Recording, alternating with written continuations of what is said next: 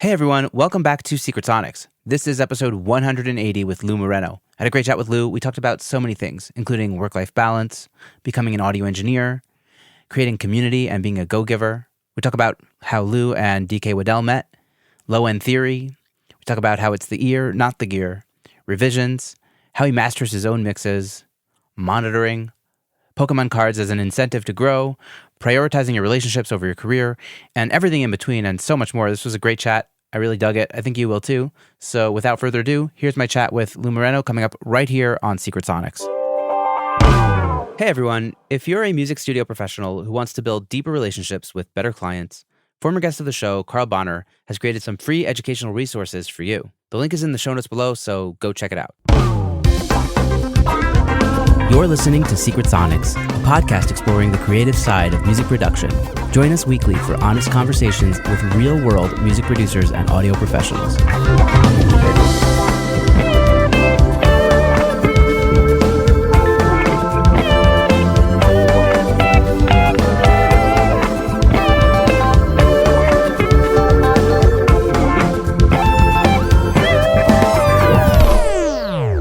Hello, and welcome back to Secret Sonics. I am your host, Ben Wallach. My guest today is Lu Moreno. Lu is the co-founder of In the Mix Studios and the founder of MidSide Sound. He's an industry professional, mixing and mastering engineer. Lu has worked with Keisha Cole, Ari Lennox, Lucky Day, G-Eazy, and many, many more. He's also the co-host of the popular Mixing Music podcast alongside former Secret Sonics guest DK Waddell. I've been meaning to reach out to Lu for a while. I finally did, and then he finally booked a time, and here he is, graciously agreeing to do the show. Welcome to Secret Sonics, Lu. Yeah, thanks for having me on.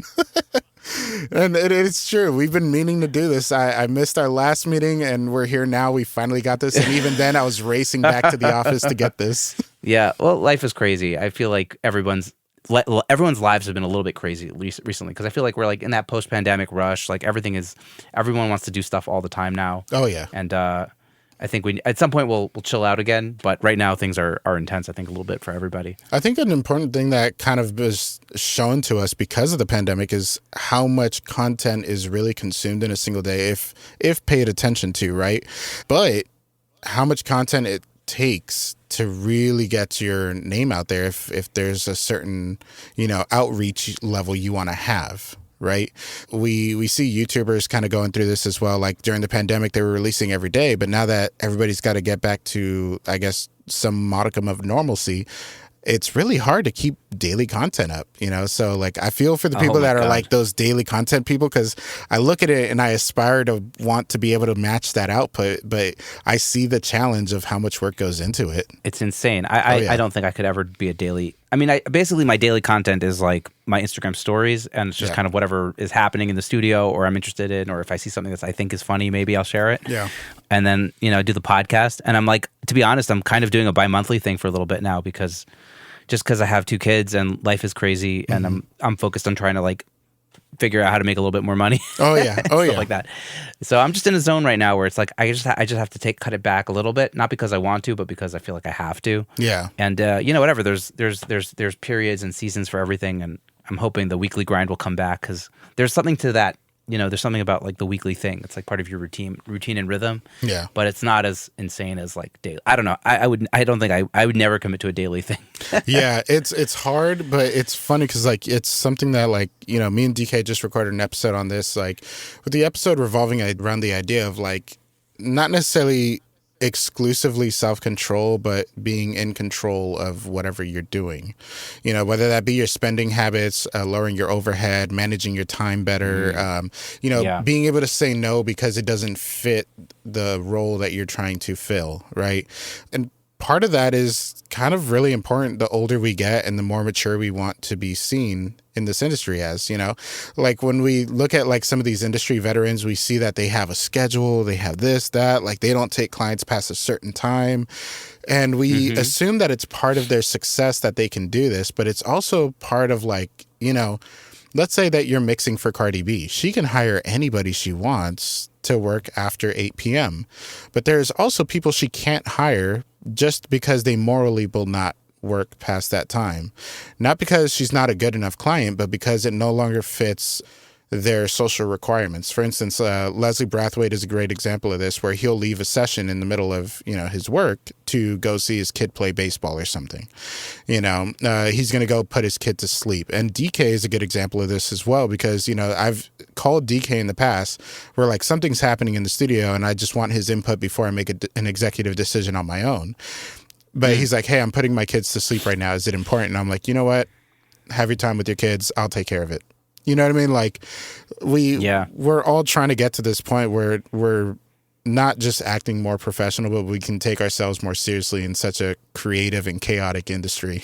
Yeah, exactly. And I mean, I'm just thinking about like the seasons, right? Like, kind of just mentioned already, there are seasons for this, seasons for that, Yeah. And like there are seasons where you just need to answer those clients, because that's how you build up your reputation and you build trust with people, and building trust is like literally everything. I think me and DK probably harped on this for a while when we did each other's podcasts. But like, yeah, building trust is everything. And, at a certain point, there's a time where you have to just like, where you're building up a clientele list, and you just need to be there and show them that you're there and you're reliable, Oh yeah. And then there's times where it's like, hey, like these are like the boundaries, limits, these are my boundaries. And, I'm in a period now where I'm like trying to grow more. So my boundaries have been blurred a little bit more recently, and that's tough, but like it'll come back, Oh yeah. And that's kind of the cool thing. I don't know if DK had brought this one up before, so I hate to be like the second one bringing it up, but like, Sure. we have a mutual friend, Bob Horn, super great guy, amazing mixing engineer. Amazing. Like, dude's mixes are always like mind blowing, but his low end is something else, right? dude, I get to master some of his mixes. He hires me a lot for mastering, and I kid That's you not, amazing. every time I get to, I end up texting him like, how the hell do you keep doing this with your low end? And I noticed his assistant Shock has been amazing at his mixes too. He's like, and all this to bring up, like, part of the structure that I've noticed he has for his business surrounds, a previous issue, which was like, I could be misquoting this, but from what I remember, he had a stroke in the middle of a session, Yeah. Oh shit. Yeah. But this was also like years ago. So like there's been changes to his habits, his lifestyle, and the way he moves to actually accommodate a lower stress level and more time at home, being able to like sleep more often and things like that, being able to take time for himself, because he's actually told us, I made more money when I put up more restrictions and I live a happier life, and that's, I love that. it's kind of an interesting concept in our industry, because where you hear it all the time, like Tizio went on Pensado's place and they talked about how he once left a golf tournament, and he ended up losing when he could have won, to go to a session with Chris Brown. Now, ultimately, I would say it seems like it worked out for him. Obviously, like, dude's got every number one hit you could ask for under the sun. But like, I also know this guy is extremely hardworking and willing to push that level, but there's not a lot of people who necessarily are looking for that. Like me, my version of success is being able to say, I went home, I paid my bills, my wife is happy. Like I'm engaged right now, but she will be my wife. And as long as she's happy, thank you. As long as she's happy and I can stay afloat and I can still teach my interns. Like I give 8 hours worth of lessons a week for free to my interns on an individual level. Like they can schedule it out during my office hours on the calendar. They don't have to ask me. They can just schedule it and it's free. And that's kind of the cool thing. Like as long as I can continue to do things like this, I've seen where my interns have like my first intern, Tyson, and his friends over at Forever the Family, it's a beautiful team, honestly. They just got their first movie placement as a team. And these are some of the first people I actually got to help out, as Tyson was one of my first interns here in the mix. And it feels really cool to me to be able to say I was able to help and better somebody else's life. And for me, it's not about driving the Ferrari. It's about, my version of success is being able to help build it. Like I got my gold plaque and I'm a voting member of the Grammys and all that. And that's great.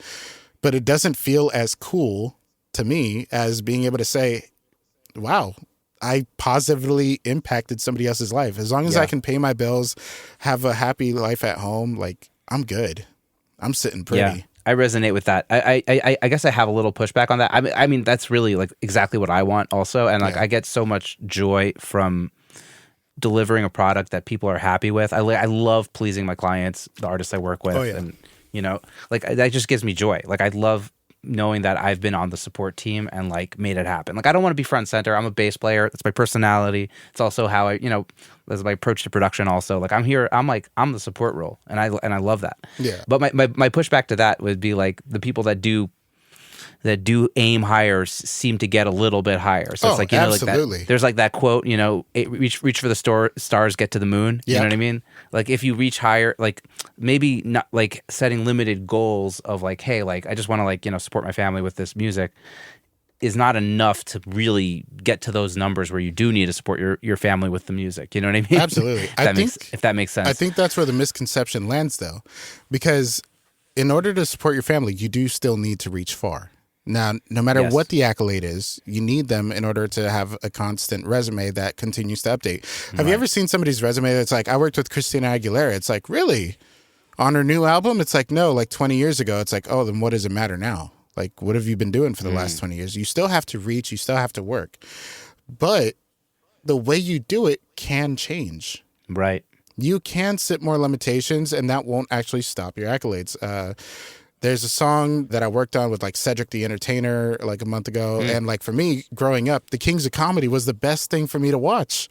So to be able to say I was working with Cedric the Entertainer on an album like was, mind blowing for me. Yeah. And then the month before that, I was working on songs that are going to be in the upcoming Keisha Cole movie, as she's a personal client of mine. Like these accolades don't necessarily stop if you do good business and you structure yourself right.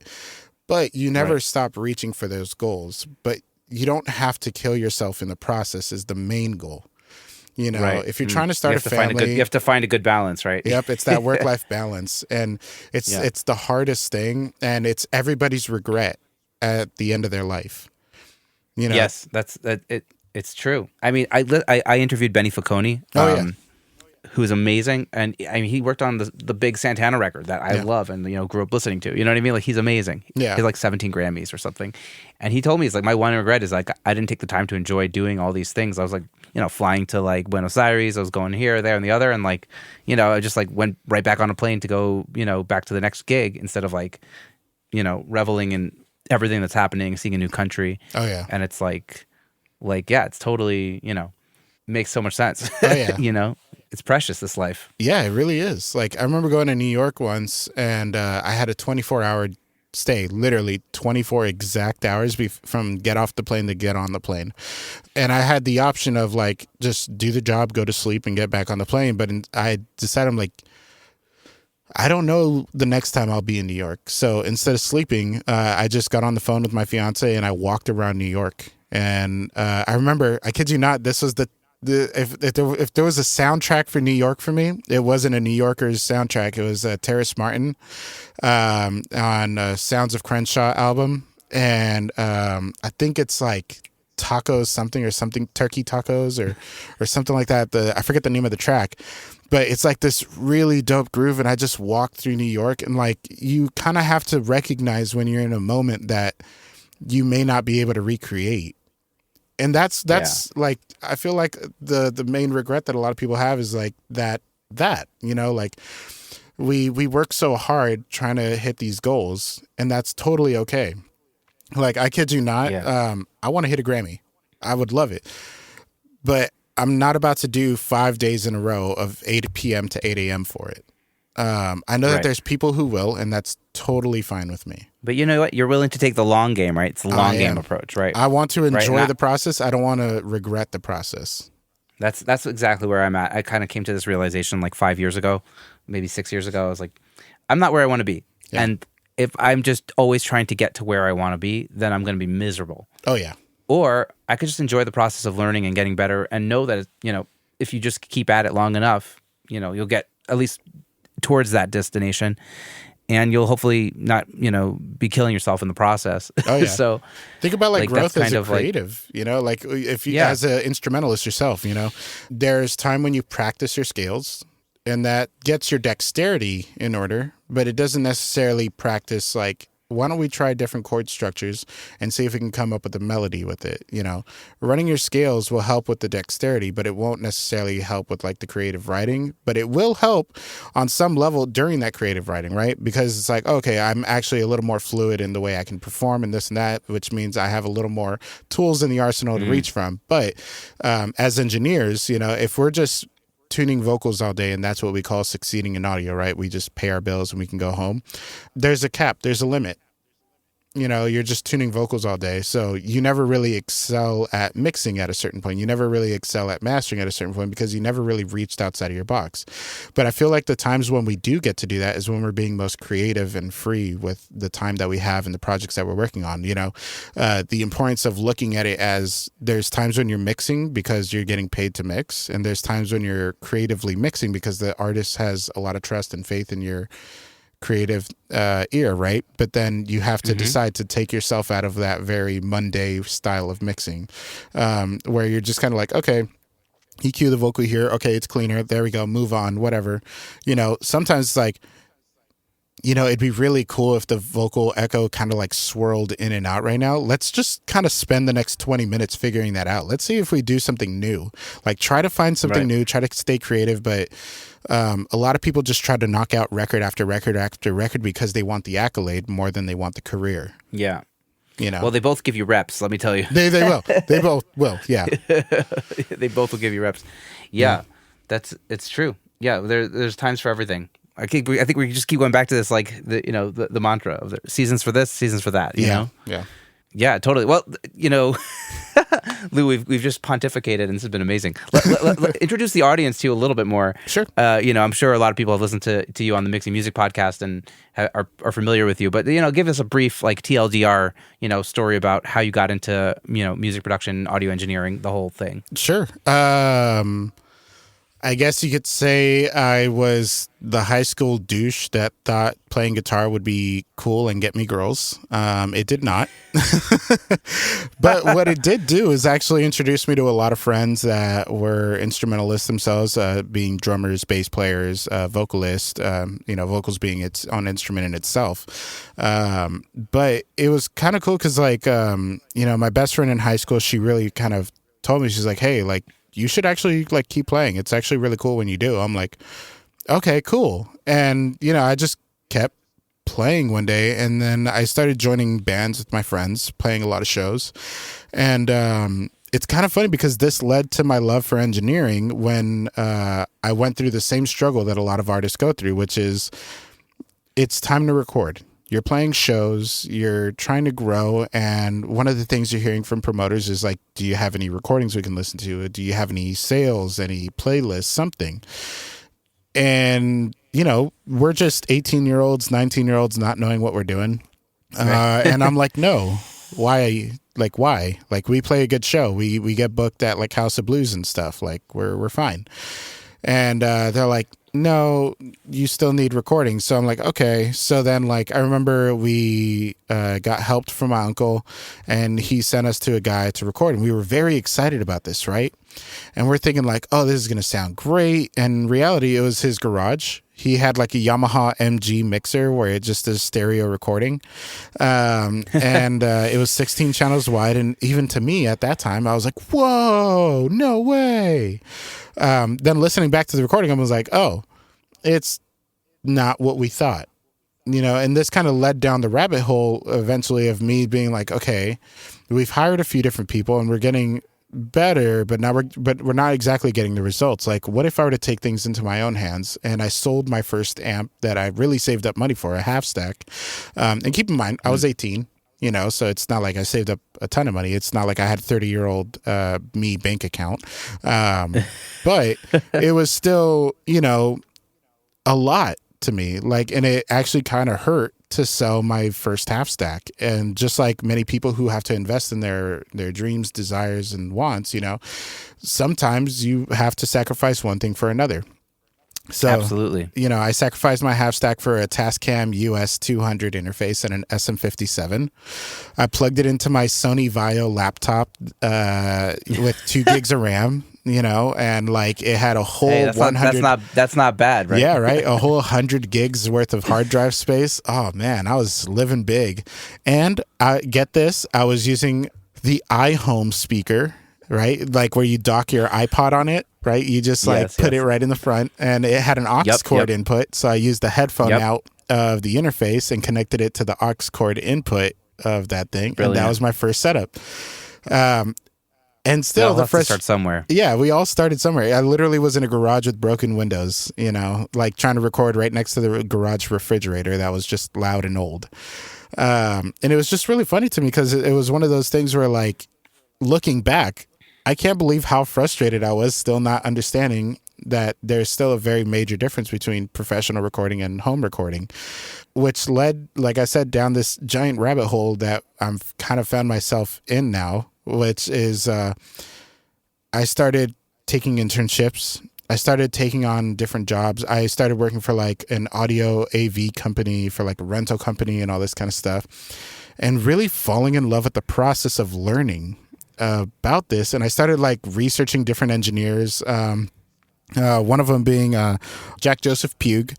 And one of the biggest things that I started really finding fascinating about like getting into my career and what really helped me kind of push to where I am now is learning different people's mindsets, not the equipment that they used or the specific frequency band that they used to do one trick or another, but rather why the decision was made and why it felt so important to make that specific decision, which has made kind of the projection of my career really launch from that. And nowadays, I build and design recording studios because I studied up on acoustic treatment and design, different construction styles and all that early on. And I actually have some history of construction myself, working as a kid. But now I build and design for everybody, for like Keisha Cole, Chris Brown, Trey Songz. I built Freddie Gibbs' studio. And right now I'm currently in the quote of like building 4 big ones for a TV network. Wow. Yeah. I've got my gold plaque with Keisha Cole and Kalani for the song All Me, which did really well, evidently. But that one came from building a relationship with Keisha, which was founded on the concept when we first met. She asked me, what do you want most? Like, why did you get into music? I'm like, I don't know. I just want to be happy. Is exactly what I told her. Like, I'm not really sure. Like, Ferraris aren't for me. I just want to be happy. And she really resonated with that because we all join music for that reason. And right. It's our happy place. Exactly. And because of that, when I met DK and we started in the mixed studios together, he asked me a question that was, I think, very important to our relationship, which he said, what do you think the number one factor of success in a business is? And I told him community. And our company model is commercial quality, community feel. Because if it wasn't for this kind of basic understanding of like, you learn from each other, you research other engineers, you research other musicians and producers, and you try to understand what's going on in their minds so that you can then take that information and apply it into your own life, which is a big factor for podcasts too. Like we want to learn from each other. We want to share this information. It's a free medium. 9 times out of 10, it's like exclusive content, sure, on one other side, but most people discover us through the free content, and that free content can actually help grow other people's lives. So like learning from other engineers was a huge factor. Understanding why I got into this was another factor. And then that community that I was able to build with just wanting to learn, to help, and just enjoy the process, help build that community that supports us in return. We wouldn't be able to succeed 2 years later. Like we started the studio in August and during the pandemic, August 2020. So literally perfect time to start a studio, right? Yeah, right. Yeah. Totally the best time. But had it not been for the mindset of like, I want to work with people, I want to offer a space that is not only just welcoming, but is of a professional standard. I still to this day get compliments on our recording quality compared to that of like studios that are charging 10 times our rate. In fact, I find out all the times, like I've had like clients walk up to me and be like, hey, we went to a studio with a C800G, BAE 1073, blah, blah, blah. And they shake our hand. They're like, I took your engineer to another studio to work with me to finish up a song we started here, and like immediately I could tell the difference. Like we ended up not recording the song anymore because we could hear that difference. And it's not to like gloat about the studio, like we've come so far, we got great gear, but it's rather that focus on my end of like wanting to provide for others more than to provide for myself, and buying equipment that would serve others, moving in a direction that would serve others more than myself, has led to that like success where I'm at now. Like I really don't think I'd have any of the accolades, like being part of the Grammys. I don't think I would have had that without said community. When I got offered to be in the Grammys, DK became a voting member one year, and then he gave me my nomination from his end.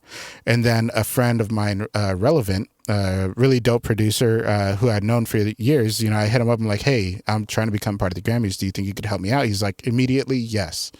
Yeah, just send me your email and I'll take care of it. I'm like, great.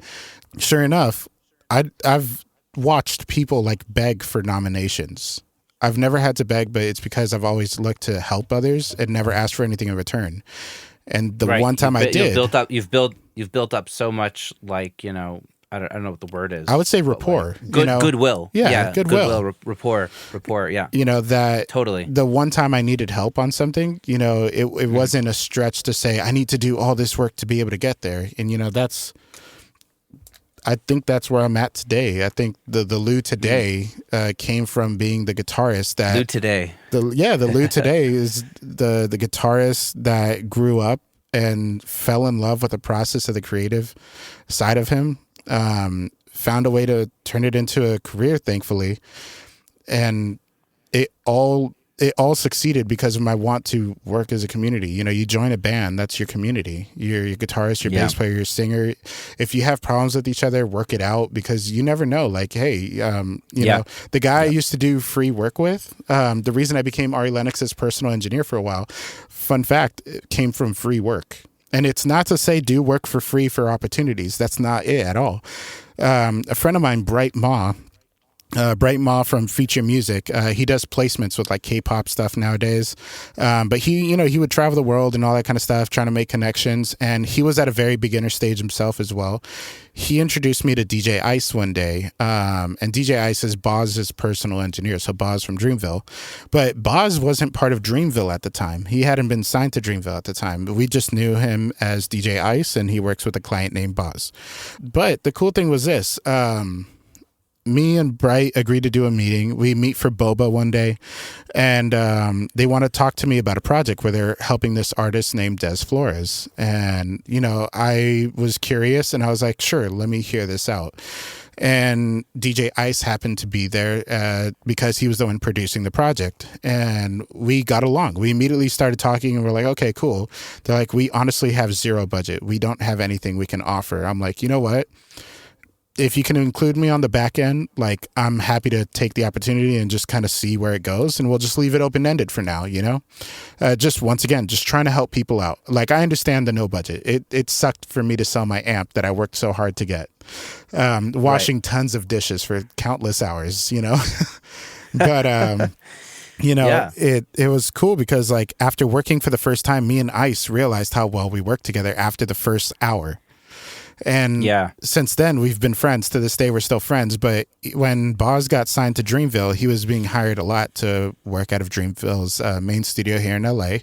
And then Ari Lennox moved into town, and they're like, hey, I know that you work with Boz a lot, and I'm not trying to split your time up between him and other artists. Like, do you know of any other engineers you could recommend? At that time, me and Ice have never exchanged a dollar, but because of our relationship and our enjoyment of working together, off of a genuine, just want to support each other and support artists that we believe in, he gave me an opportunity. And Dreamville from then on started paying me $50 an hour. There was just label checks all the time. And for months, we were doing fine. And this was right before the pandemic hit. And when the pandemic hit, the cool thing is everybody at Dreamville knew who I was and that I was more of a supportive type, that there was more work. Even when the pandemic hit, they started hitting me up for microphones and compressors and interfaces and computers during the pandemic, because they knew I was also the guy that outfitted people's studios.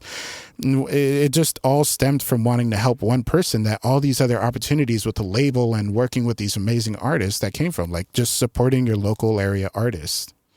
and the want to do it, whether you're paid or not. Do what you believe in.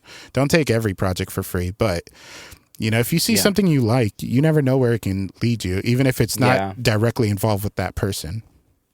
Yeah, and the community thing is so big, and it's funny. Like I've mentioned this so many times already on the podcast, but like I don't think I'd be doing what I'm doing now, or like interviewing people and trying to meet people if I hadn't gone to an AES, because that was the moment. Because I was like a man cave guy, it was just like in my little zone, not interacting with anybody else, not knowing if I'm doing a good job or if anything, if I'm in the right direction at all.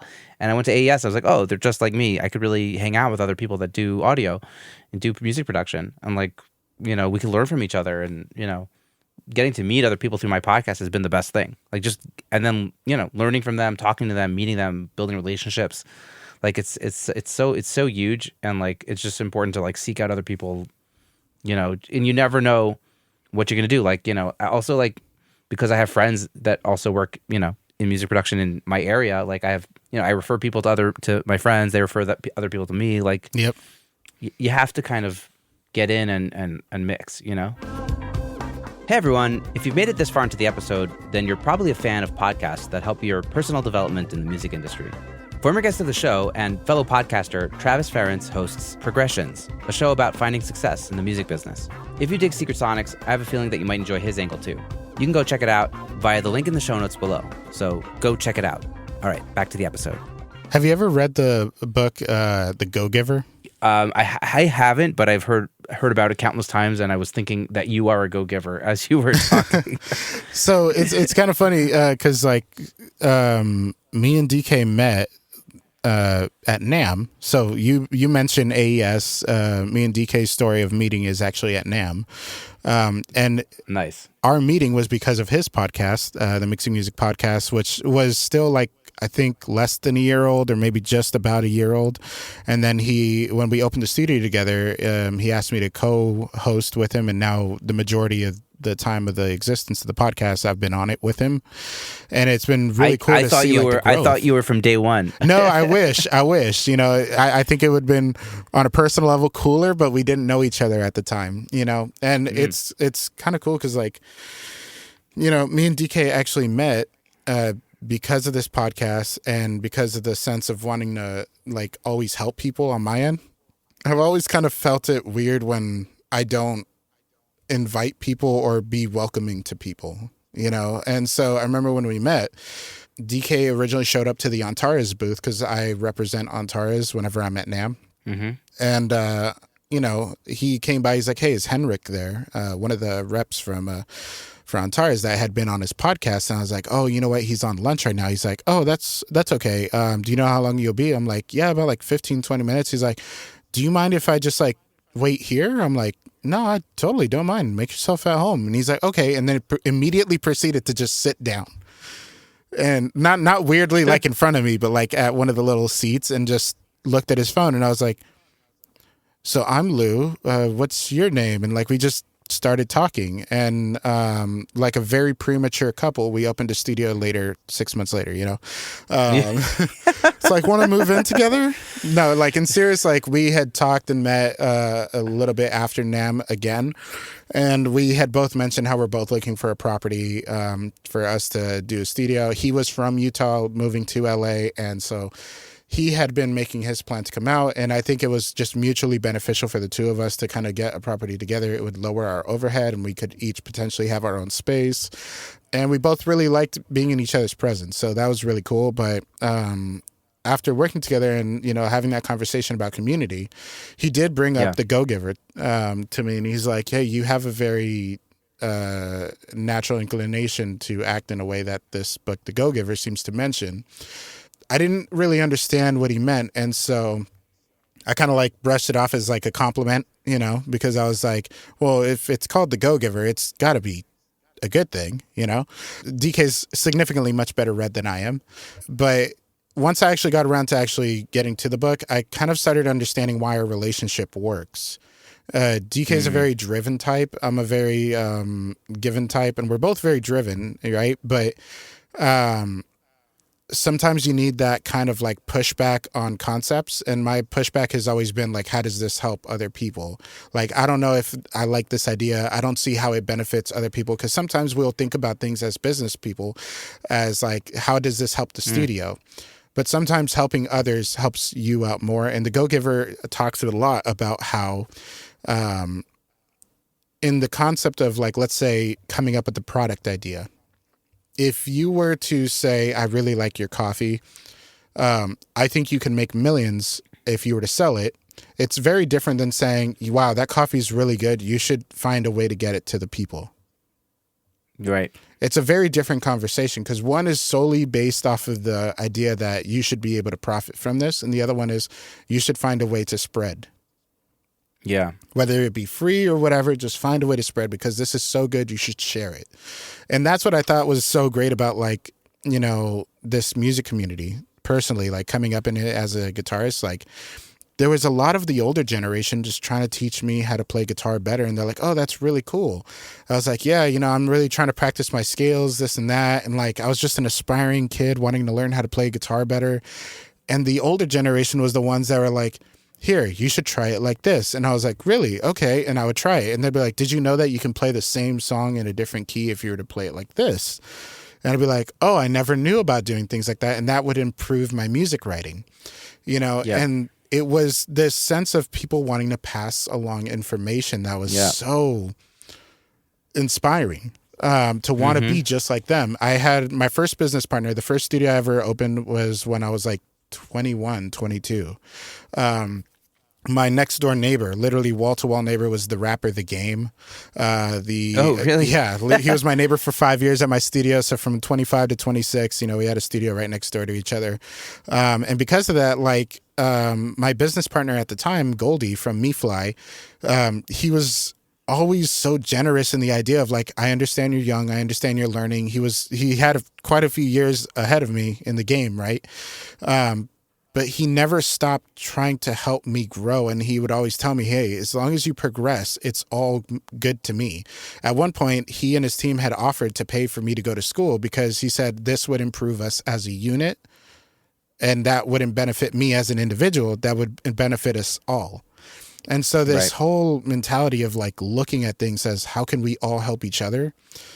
Like I said, it was just so awe-inspiring. Like in Latin culture, you see a lot of like, oh, machista, you know, you do it on your own. Don't accept help from others. It's weak if you do. But seeing how fast you're able to progress, how fast you're able to grow, and how much influence you can actually have if you were able to spread without concern of return actually yields more results. You make more money that way. I hate to admit it, but like, you know, part of the Go Giver is also the final chapter talks about understanding that you need to also receive. If you constantly give and never receive, you run yourself dry. So being able to keep the mentality of, hey, you may not receive on this one individual instance, but I'm sure that down the line you can. Now you can figure out how that works. You can say, you know, on the podcast, I'm able to help thousands of people. And, you know, once I do and people really reciprocate this notion that I'm doing this, they might want to buy merch down the line. They may want to get premium services, and that's cool. Another thing is there's also sponsored ads and things of that nature. So necessarily helping people out by creating this content, YouTubers do this all the time, you know, it's not necessarily that you're wasting your time doing something that doesn't have an immediate payout, but sometimes being able to share your knowledge and share your growth, share your experiences is the product that later can build. And when you do that with, let's say, your intern staff, like in my case, I recently got an opportunity to actually, you know, master an entire album for one of my old interns. And it was only because we had built that relationship. He saw me as kind of I'm not going to say father figure at all, but like as like the industry, you know, paternal figure of like, here, let me teach you about this. Let me give you these opportunities. Let me put you in the room with these people. Every time they call me and they have a question, I'm happy to answer it. They're in the middle of a studio session and something's wrong. Here, let me help you solve the problem, you know? So when it came, hey, I need a mastering engineer for this. He's like, I know who to go to. Every time I call him, he's always got me covered. And it doesn't mean that you have to throw out your schedule just to help every individual person. It's just, you know, give what you can, you know, and just know that it's understood. The right people will receive that and just kind of do the right thing with it. Sometimes they'll spread the wealth, right? You see it all the time on Reddit where somebody was given a free computer. So they'll drop it off at their college in the library and say free computer for anybody that doesn't meet the income requirements or something. There's always people trying to help and pay it back. And oddly enough, that's made me more money than anything else in this industry. Right. I think it's also like going back to like the building trust thing, which is the most important thing. It's like when you are available to all these people to help them out, in all these scenarios, you've built trust with them. You know what I mean? Yeah. In the podcast, harping on the topics you guys harp on and come in with amazing free content every single week. You've built trust with your listeners, right? Yeah. All these things is just like you're building trust because like people trust you now because you've given them so much amazing value and I hate to use the word value, but you've helped them so much that like obviously you're the first choice. Yeah. Like, and you become kind of like a trusted voice. Exactly. Yeah. Trusted voice. Yeah. Yeah. It's I'm all about it. The go-giver mentality. We got to do it. Yeah. If you check out the book, I promise you this, on Audible, it's worth it. Yeah, on Audible. I really should get to Audible because I would probably get through books if I actually did Audible. I always want to read and I never read. I'm sure they are. But Go-Giver was really well narrated. It's only 2 hours to go through the entire book on Audible. So if you have like a day where you're just like, you know what, for an hour I'm just going to clean and do something, just pop on some headphones and listen to it. And I'll be honest, it's very entertaining to listen to. Like it keeps you. Like I have really bad ADHD. It kept me sucked in. So I'm sure the writing style is well enough for anybody. Yeah. if you're like the benchmark for attention spans, totally. Yeah. Amazing. That's awesome, dude. Yeah. Thank you for sharing all that. Yeah. Let's get a little technical. I feel like let's do it. It wouldn't be Secret Sonics if we don't go a little bit into the Sonics. Sure. Although I love all the pontification guru stuff. I don't want to say guru. You know what I'm saying? The philosophical end of things. Like I'm more about that. But I do want to get a little bit into some technical stuff with you. Sure. Before we get into monitoring, because we mentioned we're going to talk about that. Mm-hmm. Let's talk about low end.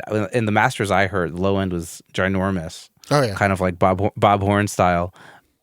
What's your, do you have any philosophies when it comes to low end, how to get it big and also still loud? Yeah. So it's kind of funny because sometimes I get in trouble for it. Like, I remember I was sent a song by a group called 12 Feet Tall. If you or anybody listening hasn't heard them before, definitely would recommend checking them out. A good example of like sometimes knowing when to leave it alone because it's good enough on the low end is one of their most recent releases. It's a really good song and they make amazing music. And the cool thing is like I'm listening to it and I'm like, wow, this 808 is amazing. I wish it could be flourished a little more. But then, sometimes flourishing it too much actually takes away from the record. So the first revision I got from them was like, wow, this thing is almost like violently loud. And I was like, kind of like cheering myself on, like, yeah, that's kind of what everybody always wants, right? Like it sounds clear, but it's almost like boom, right? But for them, it just didn't seem to fit the bill. Essentially, they had told me like, hey, we like what you did. It sounds good, but it's just it feels like it's taking away from the guitars, And so part of like being a mastering engineer that is kind of gunning for like impressive sounds and everything, because I'm obviously not trying to remix the song. That's probably the biggest misconception of mastering. It's very important to kind of understand where the low end is actually supposed to be in the context of the mix's relationship of all of its elements. So with Bob Horn, he's very much well known for his low end, right? And sometimes you have to know, like Bob will allow me to flourish if I need to. At the end of the day, as long as the client is happy, he's happy. And then sometimes he'll let me know when he wants certain changes or certain levels of avoidance, right? But there's a lot of jazz cats that he sends me, and the jazz cats love working with me because they're like, oh, I really want to feel that kick and that bass. Like, it's got to be grooving, this and that. And sometimes that low end has to be very pronounced. Now, it happens in two ways. There's a bassist named Sekou Bunch. Sekou Bunch is amazing. Jazz guy. This guy, is insanely in love with his low end so much that like if that bass isn't rocking, but in a clean sense, like it can't be distorted. Like you could distort it a little bit, give it that snarl, but I have to somehow get the low end to be that much more enhanced on a 2-track without changing the mix. And to be honest, it's a combination of a couple different tools. But there's also guys like Silas White where he's like, yo, I love Bob's mix. I want to enhance, but I don't want to change. You know, so in the Sekou realm, what does that mean? exactly, right. The fun part about mastering is like you're the final ear for a translation, right? But that's not always your job. Sometimes you're actually being sought after to make changes that enhance the record and also make sure that it translates and all that. But you're not technically supposed to remix the song. In the Sekou front, like he wants to hear everything. He might listen to it and be like, I like the bass. I like what you did. But the horns don't feel like they're on top of the mix anymore. So now you're kind of modifying the upper mid range and you're doing other things. In the Sekou front, he's hiring me to make changes to the 2-track because he loves the mix, but he knows there's that extra like 5% that, you know, we could really push it. And in his case, my tricks for like mastering songs and trying to shape the low end usually round off to like 3 types of tools.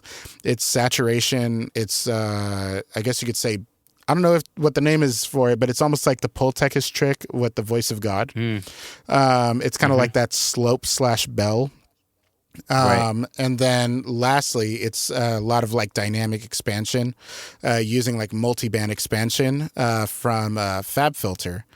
And I can kind of explain this one a little bit more. Yeah. With the Pro MB. Yeah. So I don't use it for... Sure, I'd love to hear about that. Yeah. And it's kind of funny. I'll call it the Sekou method and the Silas method because these 2 clients both do jazz and they both want enhancements, but they want them in very different ways. So in the Sekou method, which is enhancements that change the record for the benefit of the creative good, versus, I guess you could say, the technical only. Using a combination of like saturation filtering through like voice of God, and I call it filtering instead of like enhancement for a very specific reason, is actually really important. So in saturation, right, you're adding other harmonics to the actual range, whether that be even order, odd order, or even just forms of distortion, where it's a little bit chaotic sometimes. So with Sekou, he wants to hear his bass pronounced. So the funny thing is with like a lot of live bass players, it's not always about the thumpy, subby lows because a lot of times that's what's kind of clouding the mix. But it is a characteristic that's kind of still sought after. So knowing where to actually saturate and how to actually approach the saturation is extremely important in the master process because you could ultimately destroy the low end. Right. What I like to do a lot of times, this changes song to song depending on what the vibe is, but if I was working with Sekou specifically, I know he likes his subs really round in the lows. Like he wants that almost perfect sine wave low sub frequencies. And he also likes it to feel like it's full, but not booming and out of control. He is very all about tight low end. So I actually will take a saturation plugin, let's say like Saturn, and I will just disable everything under 50 hertz, maybe even 60 hertz. I just don't want the plugin to do any kind of harmonic change to that at all. Like, just forget about it. It doesn't exist. I will actually listen for the notation range of the song because every song is a different key. The notation range is different. And especially depending on the bass player, you might have one that's doing like slat bass. So he's got a little bit of upper mids going on or something. But Sekou is all over the map. But he is all about making sure the dexterity in his finger playing down low is actually there. So a lot of times I'm actually saturating ranges between like 80 hertz to like 200 hertz, which is actually a range of the bass that not a lot of people are listening for. But if you think about like the transient is usually around 100 hertz to 120 hertz. Sometimes people will scoop out a little bit of that like 150 to 200 because that's kind of like that muddy kind of boomy range. But there's a lot of dexterity in the playing that's kind of lost in there sometimes. Because if you think about like how we scoop out for the kick and all that, parallel compression for the kick and all that kind of stuff. In jazz, if you do too much parallel compression, it becomes very audible because they're looking for definition in those ranges. And if you know Bob Horn's mixing, you know that he worked really hard on getting that low end to sound a certain way. Yeah. Yeah. So losing transients is not an option. So overcompressing is not really an option. But if the goal is to get it loud, adding too many dynamics back is also kind of counterintuitive, isn't it? So at saturation, what you're looking to do is trying to get harmonics that highlight ranges that are much more audible, whether it be on the phone, earphones, and I say earphones as like AirPods or like little buds. Yeah. Because things like speakers in a well-tuned room will always reproduce it, but you forget that Skull Candy is the number one selling headphone at Target. Let's be honest, it's a $5 headphone. It looks cool and high schoolers love it. So if that's the medium, then that's the medium. I was thinking AirPods, but Skull Candy, hey, Skull Candy sells out and they sponsor surf competitions. I don't see Apple sponsoring them, but overall it's kind of interesting because like you see people focusing on the subs, but the subs are the hardest to translate on every system. Low mids are not, but there's a lot of dexterity found in that. So if you saturate, let's say with like a tube saturation style, you're adding kind of like a rounding level of compression, right?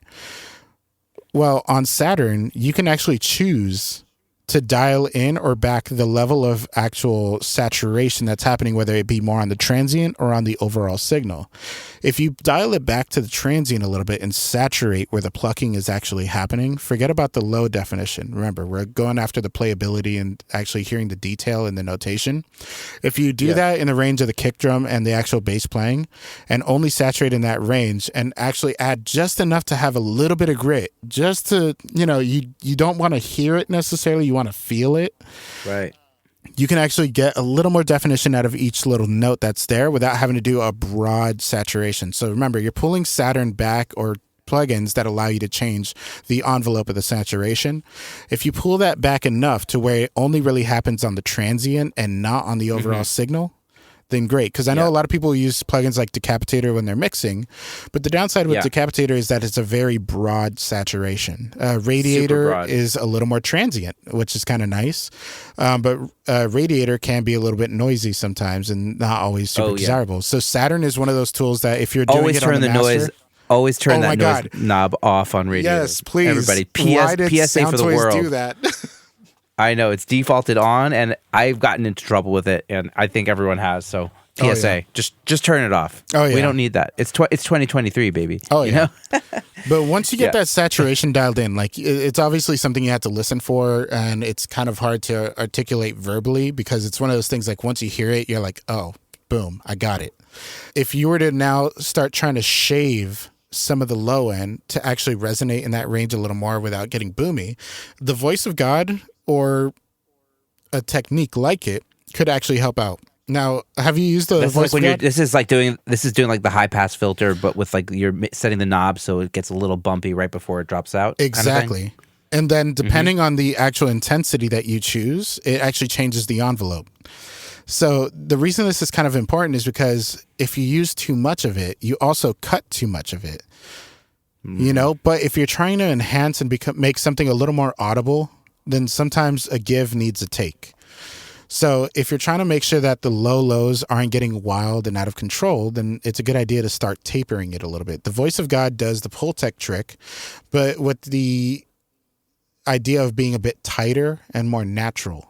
The Pultec trick was very kind of like loose. It wasn't actually planned. Actually, in fact, the manual says don't do it. If you read the Pultec manual, it says, please do not do this. It's not intended. And then people were like, fuck it. They're just like, let's go, But with that said, the voice of God trick actually works really well because in the original unit, it does add a level of saturation through the components. But essentially, you just get two dials and two buttons. One button says 40 hertz, and the other one says 100 hertz. And when you click them together, it becomes 200 hertz. And that basically sets the center frequency of the dial that says frequency. This is really important because that dial does not change numbers or anything. It just goes 0 to 10. So do you know what frequency you're on? Hell no. Hell no. And I love it for that reason. And then there's You just use your ears. exactly. And the other one just says amplitude. And amplitude controls how much the bell curve is actually pushing up and how much the slope is pulling down. And it's a constantly variable one. So if you move it in one direction, you get more of a peak and a cut. And if you move it in the other, you get less. But the moment it's on and enabled, it's already doing a sort of cut. Even at the 0 point, it never goes back to flat. So using the voice of God has to be very intentional. But the great thing is this, you have to use your ear to set the frequency. So you listen for a range that you're like, oh, I really want to enhance this range right here. But if you hit it to 2, you start noticing like, wow, it got dense, but it didn't get loud. It added density in a certain range. But the reason it feels that way is that taper off on the low end. That taper off, like everybody talks about like how mastering engineers always taper off the low end a little bit. And to be honest, it's true and not true. We actually look to not change too much. But sometimes if you're asking for certain loofs, it's kind of necessary. You know, if you're saying, oh, I want to hit -6 loofs on this EDM track, it's like, whoa. How loud is your kick drum and bass right now? Because that's going to be a pretty defining factor. Not to say that it can't be loud, just saying that depending how the mix is done, you know, how much clarity is there in the low to where if you were to taper it down and kind of smooth out other ranges, could it retain the same feel? Because at the end of the day, with mastering, you want to retain the mix and its quality. But with the Sekou method, you know, I'm obviously making changes that are creative changes to enhance a specific range.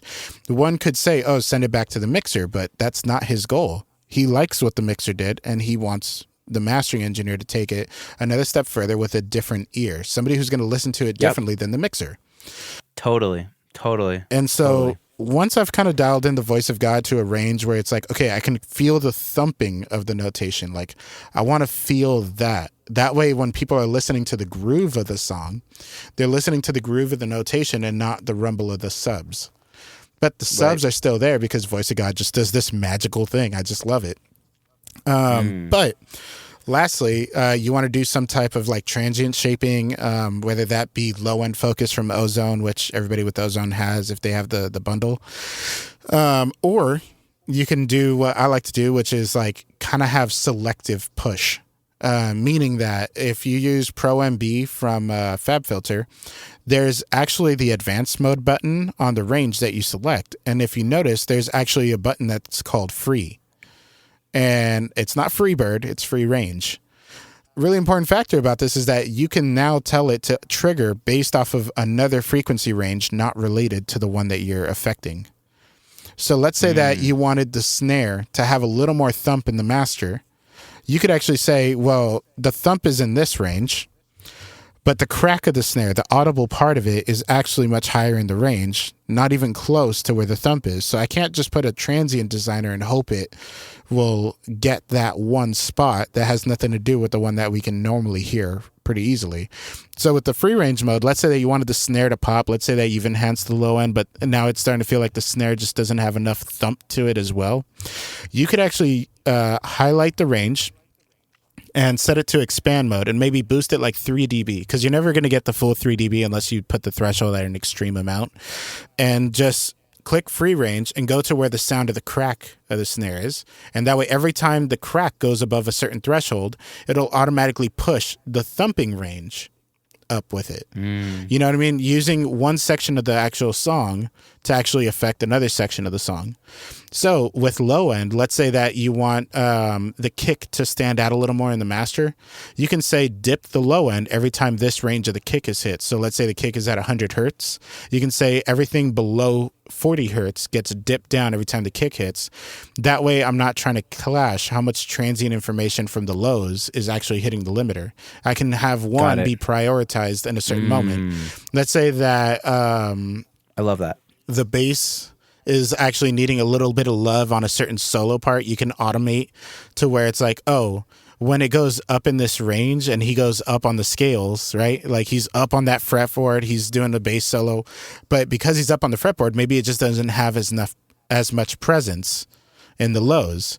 You can kind of make it to where as that notation is playing, and as long as you set the threshold well enough, you can always automate the threshold. But you can actually have it to where it kind of boosts that range that his body is in, and have that kind of be the supportive tone to the solo. But it's kind of funny with those three tools. Like I can usually get the low end where I need it to be as a mastering engineer, and I'm obviously not going for like 6 decibel boost or anything. It's usually like 1 decibel boost. Like at most I'm trying to do a decibel. But the cool thing is that this give and take method of like, okay, I'm saturating it. It's adding a form of compression to this range, but it's adding more of an audible range. With the actual curving, I'm tapering off some of the lows so it doesn't get muddy, but I'm also enhancing a range that kind of needs a little more support or density. And then with the multi-band, it's kind of funny because like you see a situation where, you know, we're adding transients back post-saturation. You know what I mean? We're trying to get back what we've potentially lost. Because once again, mastering is all about preserving the mix, but enhancing to where the client wants it. And the cool thing is saying, like, you know, in doing all this low end focusing, like, think about it, that's 3 plugins just focused around the low end. But the client is hearing the definition they're looking for. They're hearing the low end kind of fill out a little more than it was before. And because of this, like, let's be honest, as humans, we hear low end and we think it feels bigger because we perceive low end as closer to us. Like if you think about people in the wild, you hear some crackling in the woods, you think it's far away. But when you hear that crunch, it's like, oh crap, they're next to me. You know? So when we hear low end in a mix or in a master, we kind of perceive it as like, wow, that's huge. But in reality, it might not actually be all that much low end, because one thing that's really good about Bob is he can somehow get things to sound full while still filtering out like 200 hertz. You know, he has so much room in the low end that you almost don't need to go through these tricks. So in like the Silas method, you know, enhancing without changing. You know, sometimes it's about finding resonating frequencies and finding some things that are masking and understanding where to actually get those things out of the way. So, for instance, like in a Silas record I was working on, you know, I guess the project's already been announced. It was it's an album with Cedric the Entertainer, and they've got everybody on it. Like they've got Michael Jackson's musicians on this, you know, and it sounds amazing. Bob mixed the whole thing, and I got to master the entire album, and it was great. In fact, I actually got to record one of them. Shock mixed it and then sent it back to me for mastering. Kind of a funny work. It's like you record it and then you master it, but there's somebody else mixing it, you know? Like it's such a weird U-turn. The cool thing on this one is like Shock did really, really well on it. You know, he killed it, you know? And in fact, me and Shock were in communication the whole time, and he's like, hey, you know, like there's a couple of revisions and there was like stuff going back and forth. But the whole time that I was actually mastering it, every time I sent it back, he's like, so what did you do? I was like, oh, I just did some like resonant cutting and all that kind of stuff. I was looking for masking frequencies. I did a little bit of tapering in the low end, but I kind of brought it back. I just felt like it needed a little bit of this. He's like, no, it sounds good. He never really had a note back because it was still his mix. Like there was changes, but the relationship of things didn't change. In the Sekou method, you know, he wanted more the low mixing end. engineer wants those balances to as long as our balances are retained, you can enhance things in different ways. Exactly. You know? So like in the Sekou method, I might use like the Studer A800 because I like what it does to the mids, and it'll smooth out that low end a little bit and give it kind of like this warm, smooth presence. But if I did that on the Silas record for Shock's mix, you know, it would have changed a lot of the mix and a lot of the work. And like, because he had sent me at one point like revision 3, and I was supposed to master that one, and it got all the way to like revision 7, not because his mix wasn't good, but because there's like last minute creative changes for the artist and the producer.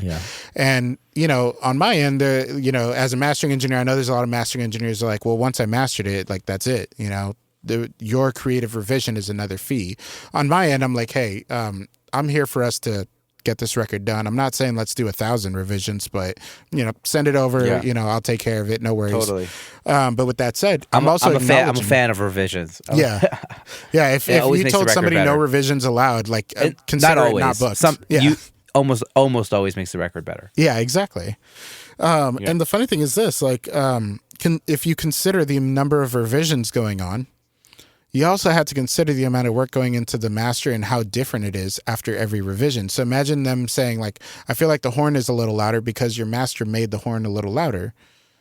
So now they're dropping it in the mix because of the master. That doesn't seem fair. you know? Right. So when you're looking to enhance without change, sometimes you might be talking about stereo width, but that could also play a factor in phase and all that kind of stuff. Sometimes you might be talking about upward compression, which makes certain elements that were meant to keep down, make them louder and all that. Sometimes what changing without changing means is find a way to clear it up without changing the balance.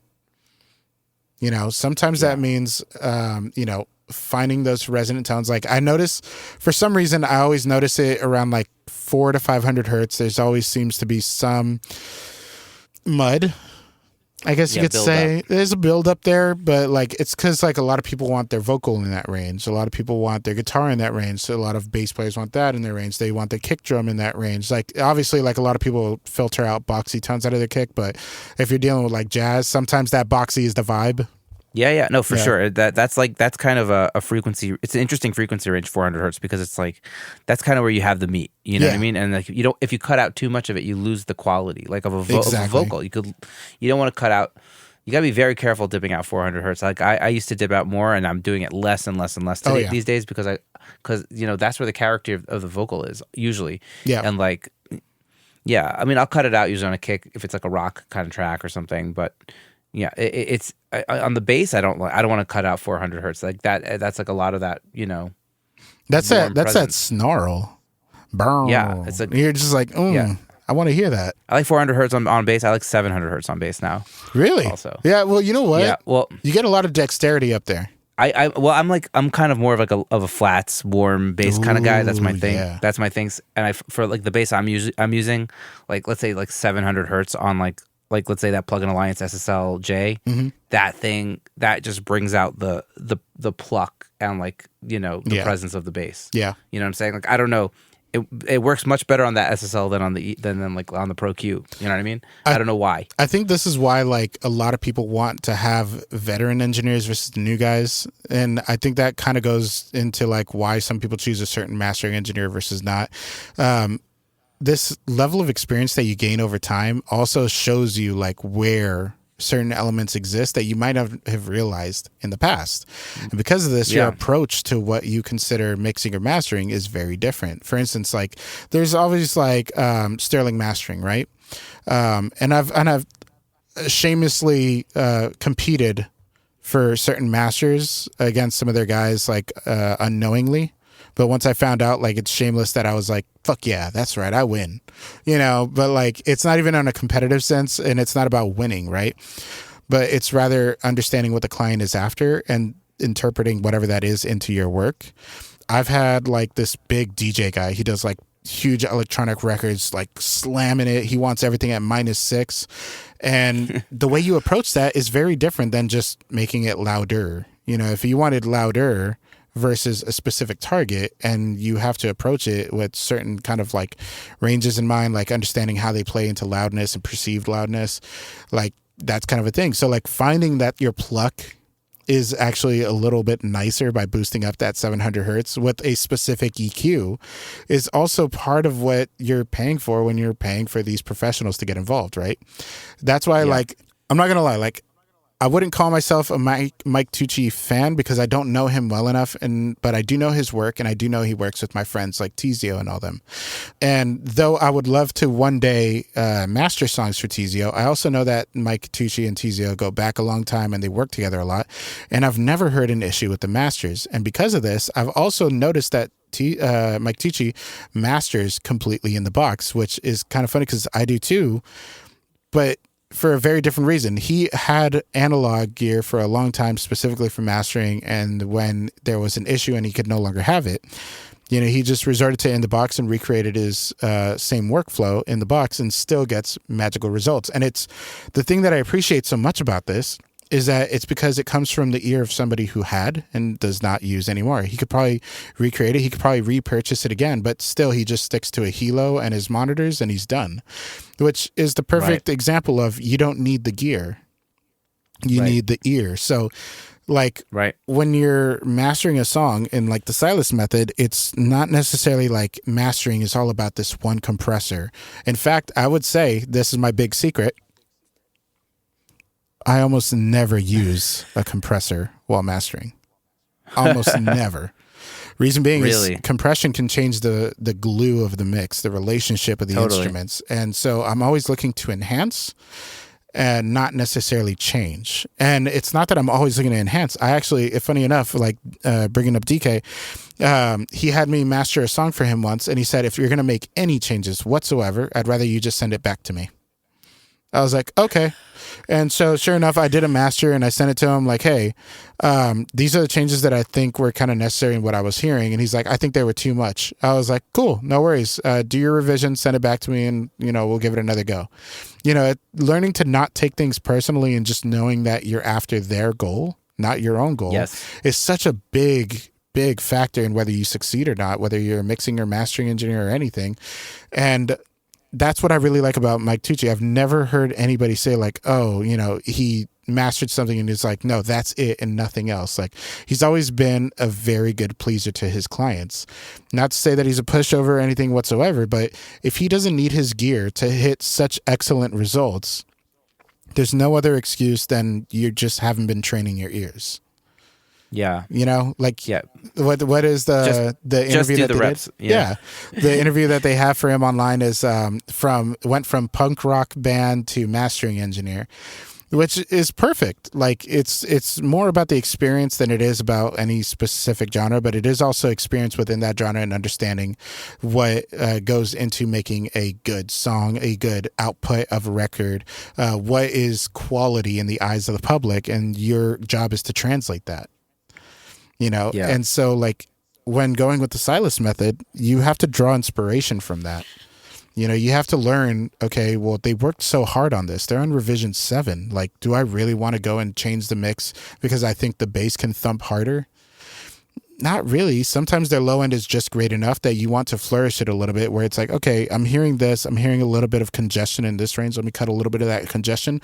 Voila, the bass sounds bigger without having to do more than a 2 decibel cut in total. And sometimes my masters are exactly that. I once was hired to master like an EP, and 2 songs, all they got was a thumbs up from me, and maybe a limiter. And they were perfectly fine with that. Like, the engineer's like, hey, if you're going to make a lot of changes, just let me know what they are and let me see if I can change it in the mix. I'm like, totally cool. 2 of the songs, I sent them back some revision notes. I'm like, hey, I'm hearing some clouding in the vocal in this range. I'm hearing the kick clash with the bass in this range. I'm hearing the hi-hat is really poking up against the vocal. I did a small minor cut so you can kind of hear what I was hearing, and I sent you a file with it that one specific frequency boosted so you can hear what I'm hearing. So you have something to compare, like a before and after. But once they sent me back that revision, I'm like, that's perfect. He's like, all right, is there anything else that we need to change about it? I'm like, nah, I think that you could taper it a little more and I could get a little more loudness. He's like, if you can do it in the master, that's fine. I'm like, okay. And just pretty much that. A small little taper after it. Like, sometimes the relationship of knowing what they want and how to approach it is so important, because sometimes the low end that I get for people is just by sending them notes on, hey, right, I'm hearing this clash. That. Yeah, it's that communication thing. Yeah. Yeah. I love like communicating with the mastering engineer at the end of the process, because it just helps you have more confidence that this is going to be finished in the way you want it. You know what I mean? Yeah. It's great. Yeah. And then I'm thinking about like metal engineers who mix and then master their own thing so they can get ultimate loudness and adjust the mix while they're mastering. Which is it's a similar thing, but a bit different. But like, there's something to that. Probably, which actually kind of leads me to a new question for you, which I was thinking about, because I know you mix and master your own mixes sometimes. I have no idea how you can do that, because I literally have zero objectivity at the end of a mix. How does that work for you? So I'm a big believer in committing, whether it's your relationship or your sound. Because I hate to say, but once you release it, you're married to it. Like, you better commit. That's it. Like, if you like it, you like it. Now, a good example of this for me is whenever I work on an album for an artist. I know I delivered a song to you for an artist named Jalen Rents, whose album I had to mix and master the entire thing. And the only way I could really separate the 2 roles is to mix the records as best as we possibly could with artists on site or off site, whether that's using audio movers or them sitting next to me. really get it to a point where we're confident. If that means throwing a bus compressor on it as part of like the glue sound for the master bus, because I'm a big believer that there's a difference between master bus processing and mastering. They're two completely different roles. But if I did do any master bus processing, I wasn't gunning for a limiter on my master bus. I was gunning for how loud can I get it before mastering, how even out can I get it, how much noise and reduction can I get in the mix, like how many resonant frequencies, masking frequencies can I take out, because at the end of the day in mastering, I'm looking to correct any issues. And that's where like you mentioned, like there's a lot of these metal guys that will remix the song according to the master that they're currently doing, which is kind of not bad.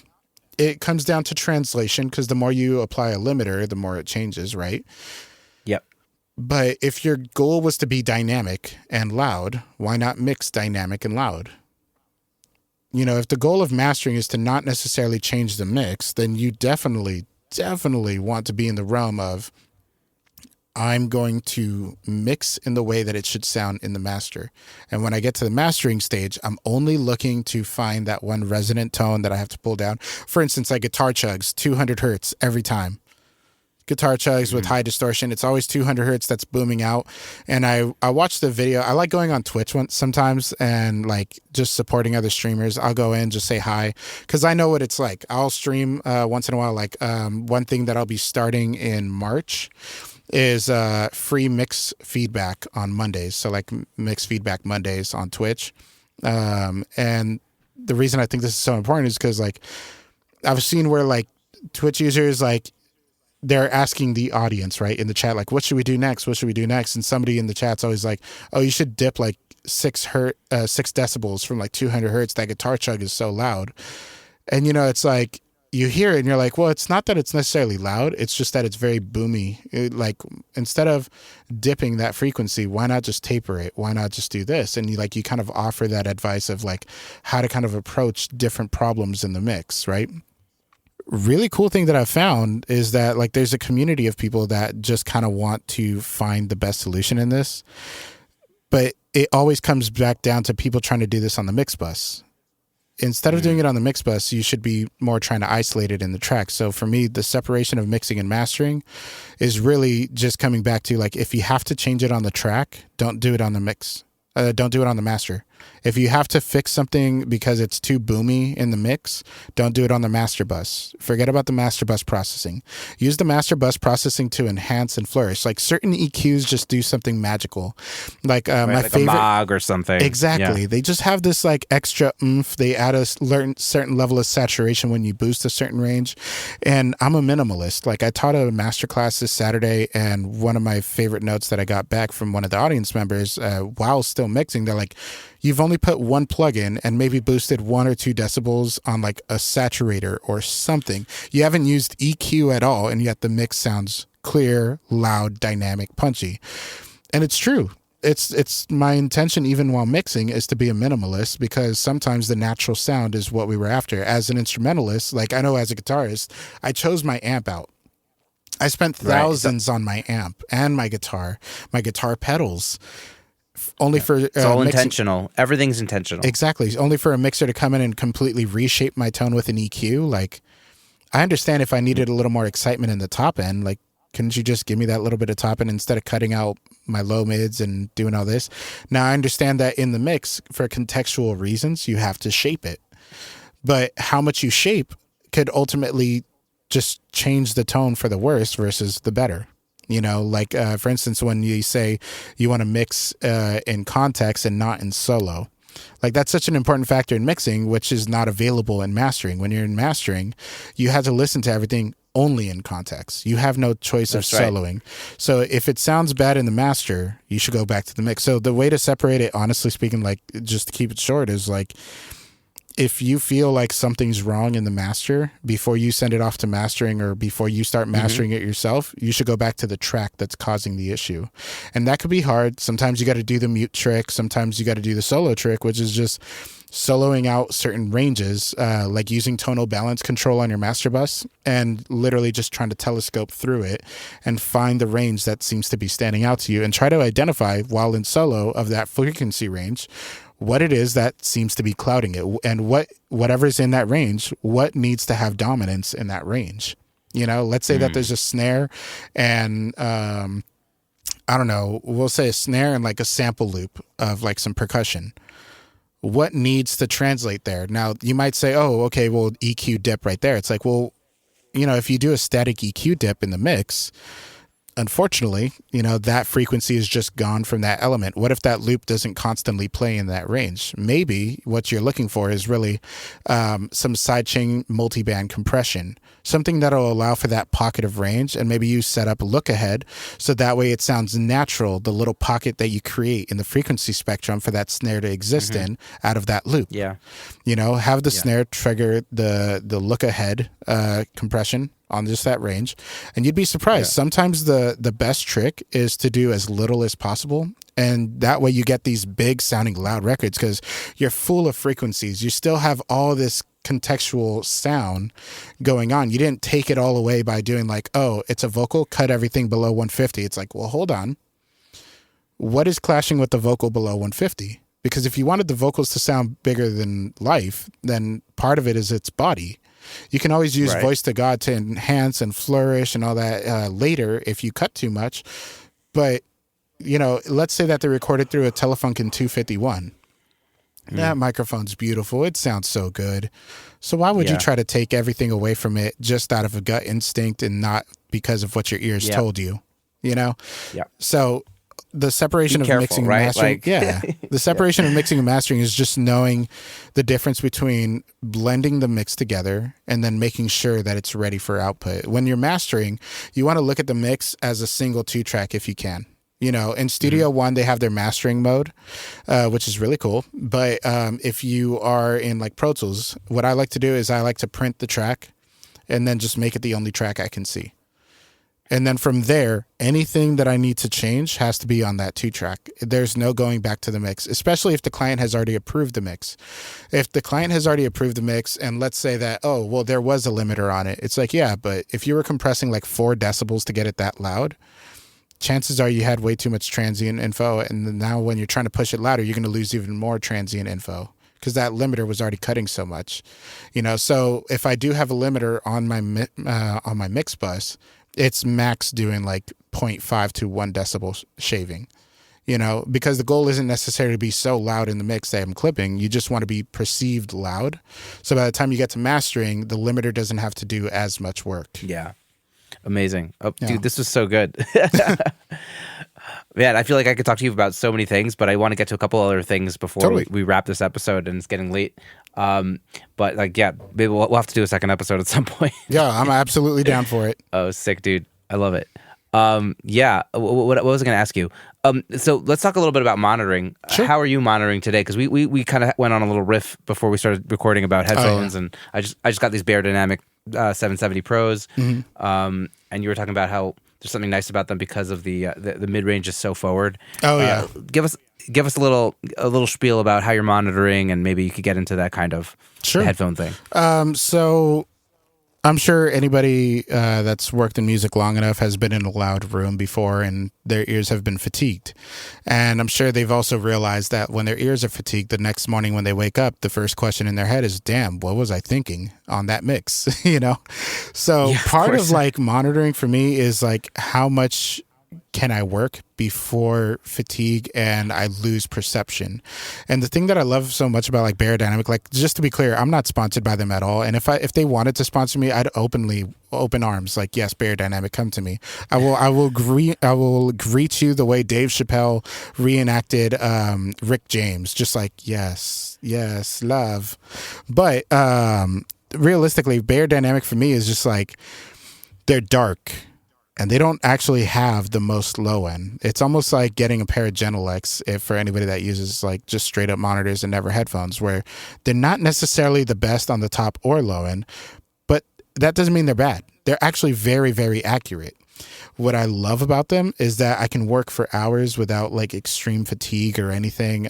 Mixes translate much more consistently because the meat and potatoes in our mixes is in the mid-range, the low mids, the center mids, and the upper mids. The top end, let's be honest, a lot of times what's above 10K is like we're adding presence to a vocal, or we got some effects, some shimmering, some cymbals. But there's not a lot of sources that really have a lot of info past 10K.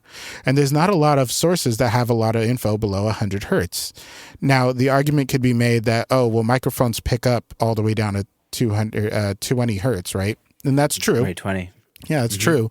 But it's usually not content that you're using on every source. Like if I'm recording a guitar, I'm not looking for 40 hertz in my guitar. It's nice. Like if you're playing alone at home, like we will tend to add a little more bass to the guitar. But when you have a bass player next to you, that bass starts getting clouded. And if you want more projection, you project in the mids. You don't project in the lows, because then your mids are now sucked in and you don't actually sound perceivably loud anymore. So the cool thing about the Beyerdynamics for me is that they actually offer this kind of like frequency range that actually encompasses the actual important part of the music, the mids. And because of this, it also is way less fatiguing, which means I can dive in and my ADHD can get me into my hyper focus mode where I'm just, completely derailed in this intense focus of this one track or something, and I could just be like, man, I really want to shape this out in a way that sounds clear. But because it's so good at showing you what's not good, it's like NS10s for both your ears. I've had better translation results in Beyerdynamics than I have ever had with like Audio-Technica, something that had nice low end and everything. But because of that, it was a very false sense of what kind of low end I had. For instance, like you see people wanting ATCs all the time. I used to work on a pair of ATC SEM 45As for a good 2 years before I sold them. And my favorite thing about them was they almost had no subs. So if it didn't translate on those speakers, it wouldn't translate in general on your lows, and I hate to say they were giant NS10s, they were very expensive NS10s, but Beyerdynamics offer you that sense of workflow at such a low price point with such a level of clarity that you're just kind of like, I don't think I've ever gone to a session without taking my Beyerdynamics anymore. And it's not because it's the one that I'm most used to, but anytime I get a pair of Audio-Technica ATH M50Xs or things of that nature, I have not gotten those same results when listening back on a speaker. Now, obviously, every set of headphones is different. For instance, when you use headphones, if you don't use a feature that's known as crossfeed, meaning that a little bit of the left gets fed into the right or a little bit of the right gets fed into the left, if you don't use a feature of that nature, it'll never replicate what it feels like to work on speakers, because with speakers, our ears naturally hear things out of phase. But in headphones, it's impossible to do that because we're directly plugged in and the other ear doesn't hear what the other ear is hearing, Right. So with that said, with Beyerdynamics, it's not that they fix this phase issue whatsoever, but at the very least, they have you focused in on the ranges that people have the most issues with when it comes to clarity, which is your mids. It'd be nice to have those lows, but it'd also be nice to know where in the lows I'm actually clouded versus feeling the low. It'd be nice to know where in the top end it's harsh versus just hearing all the air. Yeah. Yeah. Amazing. And you could always make up for that stuff with, whether it's Sound ID or, like I mentioned, I'm EQing the output of my RME interface, which is it's more broadband than that, but you kind of get what you need, which is cool. But amazing. So are you mastering with headphones, or are you mastering with monitors? So I master with monitors. I use a pair of Strauss NF3s. I love these monitors. They're amazing. And believe it or not, they're 5 inches. That's the same as DK, right? Same exact ones. Yeah. And it's funny because so the only reason I sold the ATCs, I'll be honest, the day I can, I'm going to go back to ATC. And it's not to say that Strauss isn't good enough. It's just that there was something magical about the ATCs that I really loved about the mid-range. Like it was like the bully. People say that. Yeah, it's the bully friend is what it is. Like you ever had a friend that and I tell people all the time, you want a friend that calls you on your shit. Yes. Yeah, the ATCs, even if you do good work, they're like, yeah, that's cool. I mean, there's still something going on right there, but it's cool. It's cool. It's like, God damn it, let me have this one. But then you go to your car and you're like, oh my God, it sounds so good. Like you just have that moment of awe every time you go to your car, you pop on your AirPods, and I'm like, arguably, I'd say that I had better mixes on the ATCs because these Strausses are so amazing too. They just have a different level of amazingness. Have you ever told somebody to listen for compression? Oh, do you hear how it squishes this thing like this? Mm-hmm. Yeah. ATC's transient information is so on point. ATC, sorry, Strauss's. Yeah, Strauss's. That's what DK said also. Yeah, Strauss's transient information is so good. And Jesse Ray Ernster said that as well. So here's the fun fact. I actually own Jesse's NF3s on accident. Not on purpose. Oh, really? Yeah, on accident. Really? So he sold them to a friend of his when he was buying the midfield ones. And his friend moved to a new apartment that just had noise complaint issues going on. And then he put them on reverb, I think it was. And I messaged the guy. I'm like, hey, I'm actually selling my ATCs this weekend, and I was actually considering a pair of these. Is there a way to listen to them? He's like, unfortunately not. They're still in their box. I bought them from my friend Jesse Ray Ernster. And I was like, I know Jesse. Wait, what? And then I hit up Jesse, and I'm like, hey, man, did you sell your NF3s? He's like, yeah, why? I was like, who did you sell them to? And he named the guy out. And I was like, these are the speakers Doja and all these other like Burner Boy records were mixed on. I'm like, DK loves them. Jesse's always been boasting about them, and I've been seeing that Sony mastering switched over to Strauss and everything. I'm like, I got to give him a shot. Like, you know, I had just gotten this new office, which is the only reason I sold the ATCs. Like my my mixing and recording room is down the hall to the left of where I am, but we were so busy at the time, I never got to work on the projects I needed to work on. So I decided to get my own office down the hall so I could just focus on my work, which is where I am now. Like all this black you see behind me is just acoustic treatment. It's literally just 8-foot by 6-foot panels and everything, clouds above me. Like this room is so dead. People walk in and they're like, it's scary being in here. I'm like, really? They're like, you hear tinnitus immediately. I'm like, my bad. But the thing that was crazy is like in such a dead room, you could really hear what's going on with these Strausses. And the ATCs felt like a wall of sound. Like a 2-dimensional plane, almost like somebody gave you a piece of paper and every frequency was laid out in front of you in detail. The Strauss feel very 3D. And they're only 5 inches and they get way lower than my 45s ever did. Like these things can reach 30 hertz, no problem. I was, like I said, the Sekou method mastering. I remember I was mastering for Sekou Bunch on ATCs, and he's like, it needs more bass. And I was like, no, it's got plenty, trust me. And I'd switch over to the PA system and he'd be like, yeah, I like that. Well, then when I got this office and he saw my 5-inch monitors, he's like, man, where's the sub? Like those little things aren't doing that. I'm like, no, these little 5-inch monitors, they have amazing detail transients in the lows, mids, top end, everything. Like whenever I'm doing mastering work on these things, I can hear every little change that I'm making, even into like the 1% knobs, you know, like when you 0 to 100. Okay, cool. You get to 1% and you're like, I've done enough. Like you hear it. With ATC, it didn't feel like transient info. It felt like spectral info. So got it. They both You got to have both. One day you'll have both. One day I'll have both. Like my office isn't that big, but you know, the one thing I do take pride in is I focused everything around the sound of the monitors and the headphones. And like I said, I use 770s and 990s myself. Big fan of Beyerdynamic. But it's insane how well these monitors perform. So the day I do go back to ATCs, it's still going to be a very sweet and sour experience. Like the sweetness of going back to something that you know and you love, after getting it just so you could afford to like pay for like 2 sets of monitors, one to keep in the recording room and one to keep in your mastering room. But then I would be sad to see these Strausses go because they're just so good. Like I'm not sponsored by Strauss. Like I said, I bought these used. Somehow ended up with Jesse's pair. But amazing. Like for 5-inch monitors, I don't need a sub. I don't need a crazy room calibration system. I use Sound ID for them. And to be honest, like I know some people are like, oh, well, that's still an issue with your room. Let's be honest. I've worked with the acousticians up in Nashville, here in LA, and Las Vegas, everywhere. Every room has a node.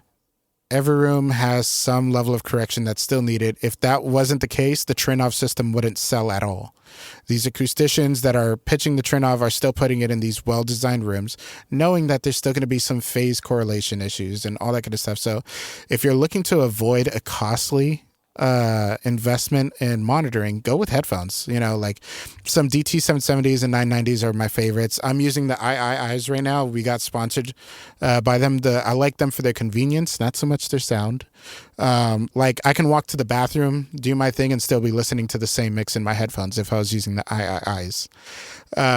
So forget about cable length and all that kind of stuff. But if you're willing to invest in something, the Strausses are amazing. They're expensive. They're about $7,800 without the amp. And for 5-inch monitors, I don't think I could have ever found something as amazing as this. Sick. Yeah, but I also wouldn't mind going back to Genelec. Yeah. Yeah. Genelecs are just amazing. Yeah. So you're happy with lots of different options, and they all seem to translate for you, I guess is the bottom line. Yeah, they translate once you get to know them. You know what I mean? Like Adams I had for a while and always had a hard time translating with. Focals I had them for a long time, had a hard time translating. Really? I'm really curious to hear the A77X from Atom, which now features a Sound ID built in. So I'm curious to hear how that plays a role in their new components and everything. But the one thing that all three monitor brands that I like share is their focus in the mids. They have this insane clarity in the mids, and then even on the headphones, Bear Dynamics, it's all about the mids. Like if you're looking to get better at mixing or mastering, you have to learn where the meat and potatoes is, and that doesn't mean in what compressor, what plugin you have, but rather where is the detail that most people seem to have an issue with. That way you can communicate these issues. Amazing. Yeah, I will add that Kevin McCluskey, who's done a lot of the mixes for like DaBaby and a lot of the stuff coming out of like the the Charlotte, North Carolina scene.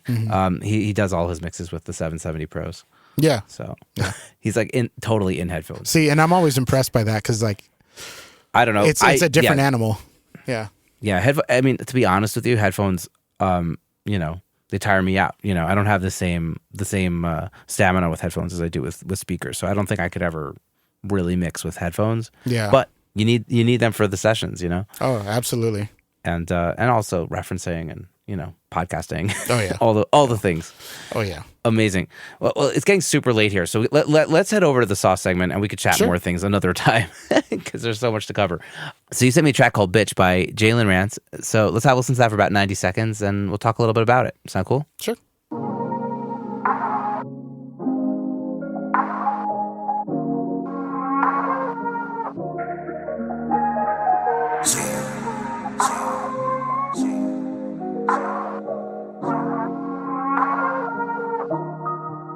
Was it not what you wanted? Is it not what you're feeling? Tell me right now. For this about to go down. Feeling so jaded. I've been feeling persuaded. Feel my feelings right now. Don't wanna deal with it now. It hurts more the second time to know that you left around alright. Feeling so insecure now. Is that what you wanted all the time? Oh, I'm feeling frustrated and all this shit got me thinking. I'm not used to begging like this now. Things I do for you, I know you won't do for me. And I just knew it from the jump, 'cause I am what you're not, and I got it, baby boy, it's alright, 'cause I am what you're not. You ain't all good in love, and I know what I deserve, and I'm so done with you. Yeah, Lou, it sounds so good. I love how open it is. It just feels very wide open, like not compressed, not tiny, just like lush, open. You could see through it, 3D kind of thing. Oh yeah. That was on the ATCs. Oh yeah, and I love the low end. I love the bass. Thank you. The sub bass, whatever synth it is. I'm assuming. Yeah. Yeah. Yeah, sounds dope. Thank you. Yeah, on that one, it was actually a really special record. I had mentioned this like before and stuff, but like the artist and I were working together on his album because his manager brought the artist to me. It's like, hey, we're trying to help get this album out. We don't have a budget. We don't really have much going on. Like, is there any way we can get you involved? And I'm like, let me hear the artist. After talking to the artist and meeting him, taking a listen to the album, I'm like, yes, I want to help him. Like, I think this is really dope. And sure enough, we got to a point in the album where we're almost done mixing everything. And they're like, I think we have like one more song to add. And I talked to him like, hey, I heard there's like one more song. He's like, well, I don't know.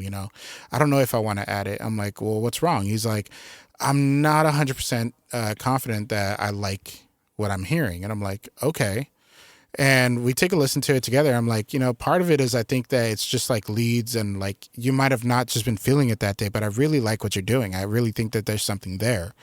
And he's like, yeah, I just don't know what to do. I'm like, well, how would you feel about, us working together on it? Like, come to the studio, I'll cover the time and everything. And let's just kind of like dive in on it. And he was really open to that.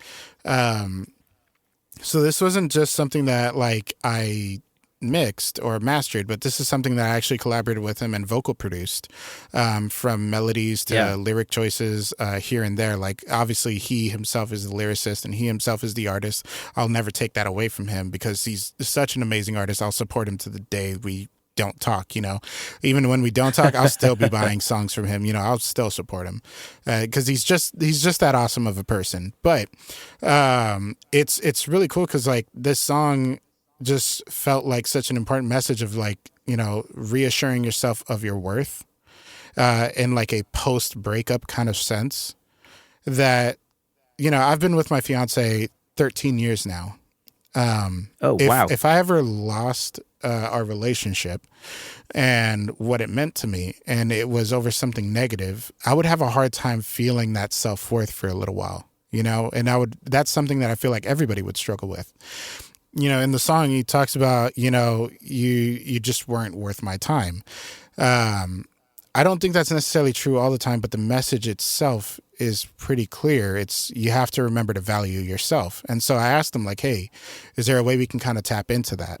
Like, can we just kind of try to bring that out? And so from the chorus melodies and everything, I helped him write the stacks and everything because though I'm not the best singer, I'll help vocal write for people once in a while. But the thing I love most is backing vocals and translation of emotion. It works in mixing, mastering, everything. Translation of emotion is such a big thing that when we got to work on this song, like my sole goal on this one was translating what the artist was going through and what they felt. That insecurity they was felt. it your soul goal or your soul goal? My both. Yeah, right. Yeah. Like I want people to feel something when they listen to music because my favorite artist growing up was Anthony Hamilton, and everything about his music was just so, I guess, attractive in a emotional sense. Like it was magnetic. And it's because like, I was in 6th grade when Coming From Where I'm From came out and Charlene and all these records. But yet I was some 6th grader feeling like he knew something about the world because I could connect on an emotional level. Maybe I couldn't intellectually or maturely understand the concept, but it made you feel something hearing it. And my goal when I work with an artist is for that, whether it be the mixing, the mastering or something, I want to really display those emotions up front. And with this record, almost every mix decision was based around emotion. That's crazy. Yeah, I love it. Well, the emotions definitely come across, and also those harmonies, they sound amazing, and you did a great job on it. Thank you. Yeah, and I think the fact that you believed in the artist and you showed up and you gave a little extra to make this happen was awesome. And we keep going back to this, I guess maybe we're circling back now to the beginning of like the go-giver mentality of just being there and having the back of the artist to make it get across the finish line in the best possible way. So, congrats. Thank you. Any last thoughts on this Saw segment before if you're trying to get the best mix of your low end, like we did for this one, get a good source. It's the hardest thing for people to swallow, there's a lot of songs on this album where you'll actually hear the bass lines, and those were recorded on a Moog Subsequent 37, going into like an API 512, and then that into a Lynx Aurora interface. That sounds all fine and good, but I bet you anything the same signal chain would sound like doo-doo if it was a bad performance from the, instrumentalist. Part of what you're mixing is the actual performance, and that emotional tie that I have to records is also needed to be translated in the performance. So I feel like a lot of the credit for like why it sounds so good is also like the performance behind it and wanting to exemplify that performance, right? Jay the Love Child, produced by Jay, or Sounds Like Jay, I forget what his Instagram is. He helped out on the project and did like bass on one of the songs called Worth It. And like the previous bass was just so mechanical that when he came in and did the bass line with the Subsequent 37 on that one, it felt so much more captivating and emotional that it was amazing. On the Bitch song, the vocals only sound so good because like I really wanted him to feel it. So if you're ever taking on a project that you feel like you need to see it through, whether you're getting paid or not, it's okay to voice when something needs a new take. If the vocals you were sent on a mix just feel very dry and bland, but they want you to make it sound like Beyonce sang it, understand that Beyonce is not just an artist, but she's an entertainer, and she knows how to entertain, which means she knows how to perform. Right. If you want that level of, results from a record, you got to find a way to captivate the audience. And it's okay to be the bad guy sometimes. It's okay to be the one that's honest. You need that in your life for yourself, and you need that for your friends. Like if your friend is drinking soda every day, wondering why he's not losing weight, you kind of got to be the bad guy and say, well, this is why you're not getting certain results in your weight loss, If you're an artist and you seek out a mixing engineer because you believe that they can take you to the next level, you should also be willing to listen to them when they have critique. If you seek out a producer who you believe their productions can give you that edge, but your performance is not matching that standard, then you need to be able to hear it from them as well. You have to be open to critique. So a big part of the reason why this record sounds the way that it does and the reason the mix was able to translate the way that it did is because of open communication. So if you want a good mix, learn to communicate. That's the same thing for mastering engineers working with mixing engineers. Learn to communicate. Your relationship will only benefit from it. Yeah. I love it. So communication, community, building trust, all those things, the good things, giving from yourself, supporting the artist. Yeah, man. Lots of lessons. This is great, man. I'm having a blast and I'm learning so much. So yeah, thanks for coming on the air. I have to say you're like, it's good you have a podcast because you're a great teacher. You have like you're really well like spoken about things that you've thought through. So I think thank you. That's just like something I'm picking up on. So it was like great to hear your detailed deep dive on the mastering chain. Like it was like, oh, this is so coherent and like I understand what you're doing. It's amazing. Yeah, thank you. I appreciate it. Yeah, absolutely, man. Awesome. Well, as I'll bring this interview towards the close, because it's getting really late here in Israel, 10 hours ahead of you. Oh, shit. Yeah. No shit. This is when I do it, man, post bedtime. Yeah. I'd like to ask everybody about creative energies. We all have days where we're super pumped to get in, do our work, but there's days where we're less inspired. Do you either have any habits, routines, or techniques, or just things that you do if you want to flip your mood to kind of get jazzed and get back in the studio? Yes, and I hate to admit, but they're sitting right in front of me. So I'm a big believer that we start because of love and we stay because of our want to stay in love with what we do for a living and not go back to something we hate. But it's very easy for us to fall out of love with something that we see every day. It's call it the honeymoon stages of life, right? When you start making music, you're so inspired and creative juices are just flowing and everything. You got a new guitar and that new guitar just inspired you to make a new song, right? I'm a big believer in that. And I'm also a big believer in rewarding yourself for your, success. Here's the issue with that. If all your rewards surround your work, then you have nothing but work and you never have time for yourself. So the days that you don't feel like going in, you kind of have to remind yourself why you're going in, why you do this, you know? For me, it took a little bit. I went through a burnout stage, and the burnout stage was not helpful. I want to say about a year ago. Like I'm not very forthcoming with my own needs personally. Like most people can't tell when I need something. Not even my own fiance, because like I said, in Latin culture, we're kind of taught to be machista, do it for yourself. You know, you don't need anybody, whatever. Like it's a very toxic trait of the culture. But when you actually start doing more and more of this work, like I said, it's easy to fall out of love with it. And when I was burning out, there was a stage of me that was like, do I want to continue doing this? Because like I got into this because I love it 13 years ago, you know, around the same time I got into my relationship. And I've worked so hard to do this that sometimes it gets a little tough. Sometimes you're dealing with like cancellations, inconsistency from different clients, and sometimes it's your own inconsistency. Like you're not waking up on time every time you're running late to meetings, and you start catching yourself doing these slip ups.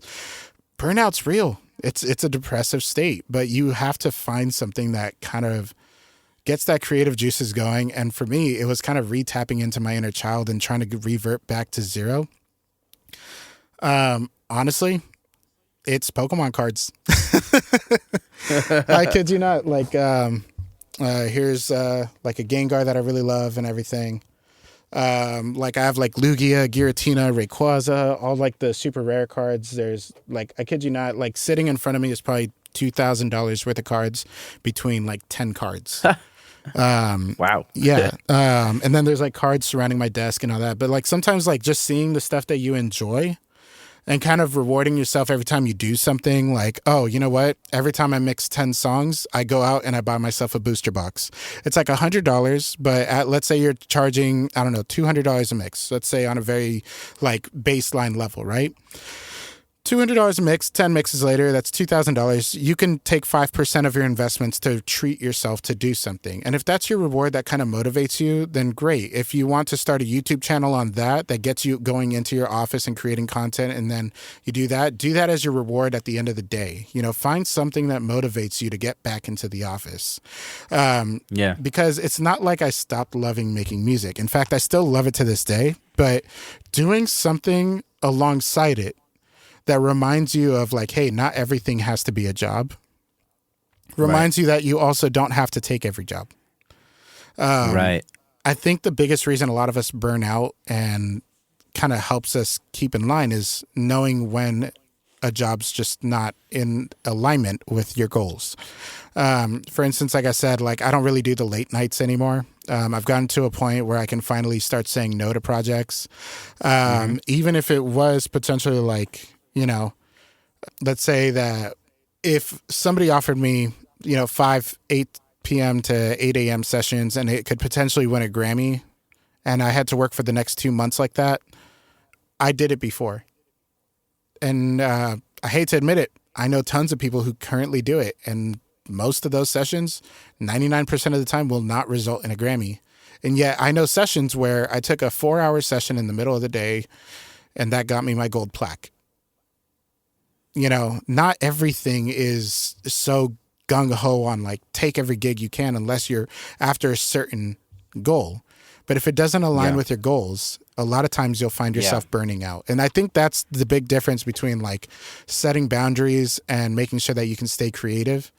There's going to be days where we have a hard time, but if like buying a new pedal inspires you to do something cool, then make sure you work up to that pedal. You know, like make sure you earn the pedal. Don't just go out and buy a new pedal board and then be like, suddenly I'm inspired.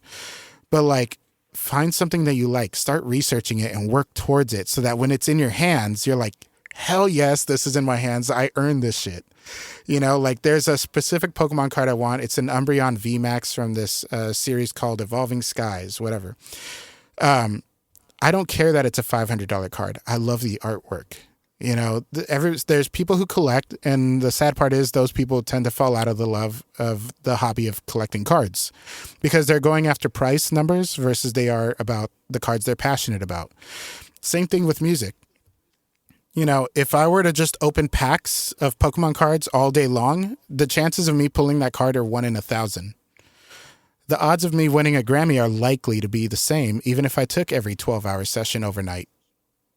Is it that you love doing music and you want to continue loving doing music for the next 30, 40 years or however long you plan on doing it for? Or is it that you only want a Grammy and once you get the Grammy, boom, you're done? Yeah. You know what I mean? Yeah. If the goal was to have a Ferrari, I hate to admit it, I could do a lot more things that make me a lot more money, a lot faster with a lot less work, a lot less networking involved and everything. I could have just been a doctor and I would have had my doctorate by now. I would have probably been at a really good office by now and I'd be making 6 figures on my first payroll.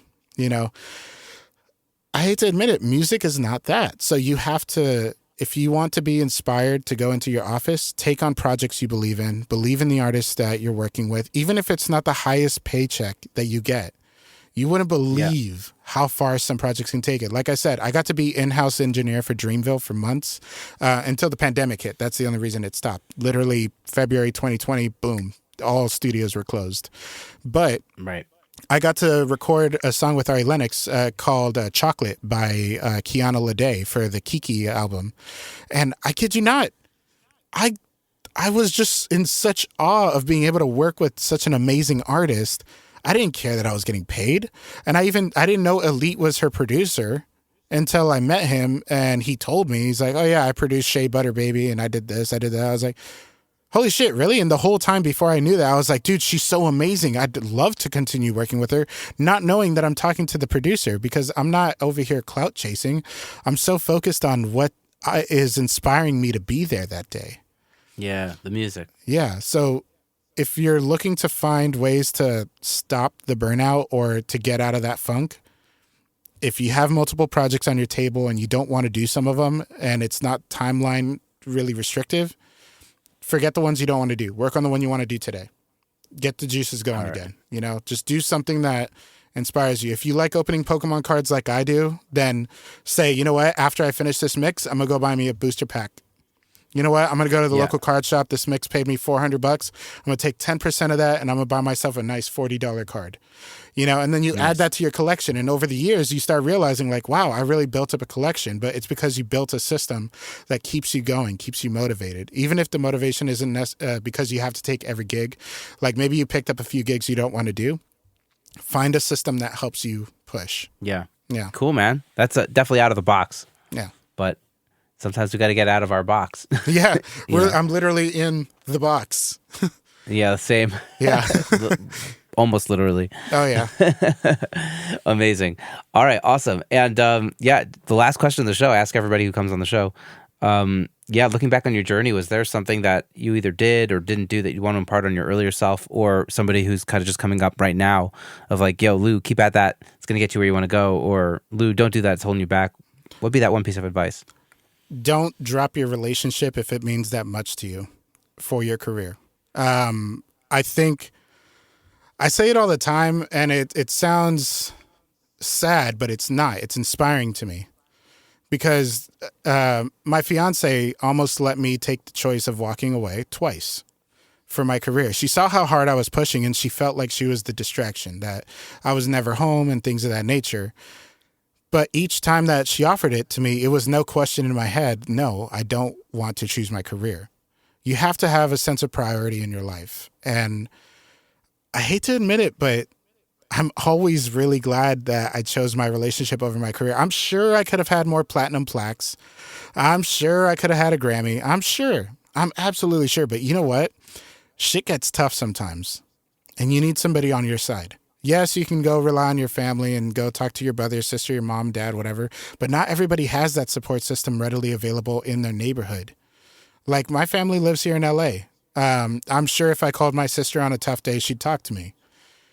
But there's something very different to say when you have somebody that you're in a relationship with that's on your side, that wants to see you succeed. When times get tough, you can go home, talk to them.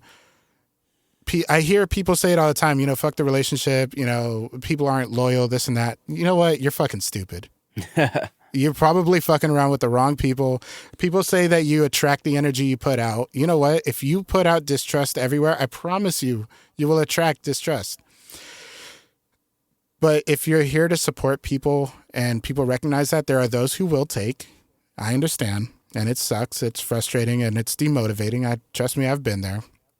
But there are those who see that value and reciprocate it and who want to help mold your life because of how much value you've given theirs. And your partner in life, I don't care what it is or who it is, literally, you wouldn't believe how much of a difference it makes in your career to have somebody on your side. Whether that literally, it's extremely important. So if you're the type of person that says, you know what, I'm going to choose my relationship over my career and people are making fun of you, you know what, fuck everybody else. Because let's be honest, the ones telling you that you should choose your career over your relationship, they're not going to be there. 9 times out of 10, you might find the 1 in 100 that will be there for you as a friend when times get tough, when your bills aren't getting paid because you can't find enough work, when you're kind of contemplating your career choices and all that. Like, none of your friends are going to your house to hug you and cry with you if you ever need to. When things get tough, when you have a loss in the family, none of your friends in the music industry are the ones doing that for you.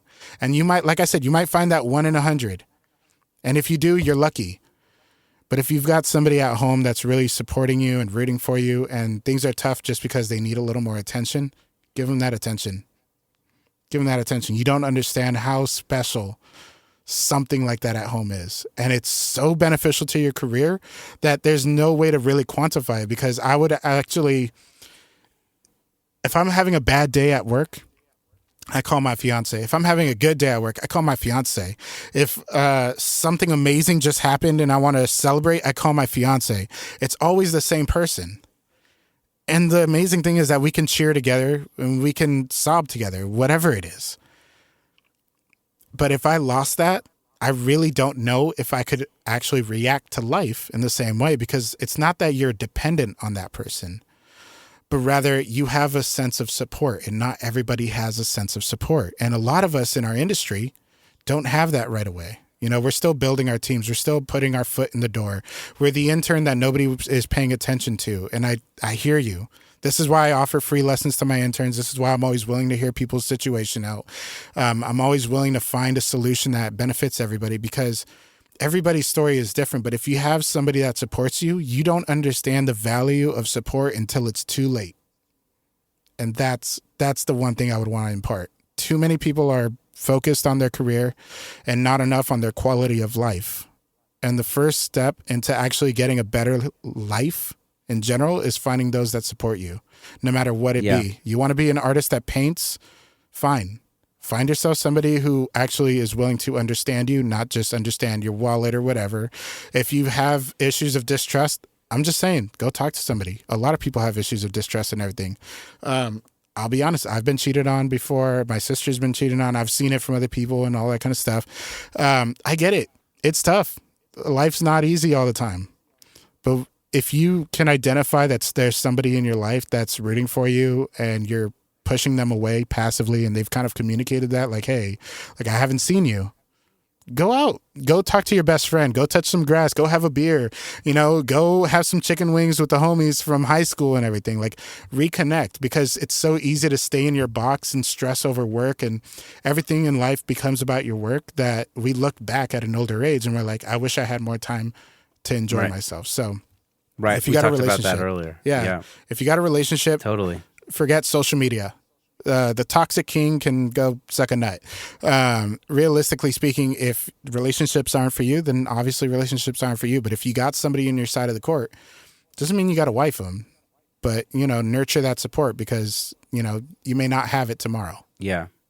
I'm trying to think about how to best respond to that. But yeah, I mean, I think it's about like the long game. You know what I mean? Like, we kind of talked about earlier of like, if you want everything now and you're willing to hustle and, do the Gary V thing, and I don't know, like, that's one way to do it, but you might not be as happy, and you're more likely to burn out much faster, and you might get your goal, but then you might still be miserable because you've just accomplished this goal, and now you see, like, what did I actually do? Yeah, exactly. And if you play the long game, and to have a nice house with nobody in it. Exactly. And if you're playing the long game and you're trying to enjoy life and build meaningful relationships and maintain meaningful relationships,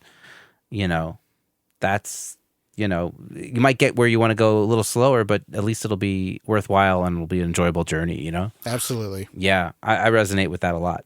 And, you know, as a father and a husband, like, you know, I'm just trying to like make this sustainable for me.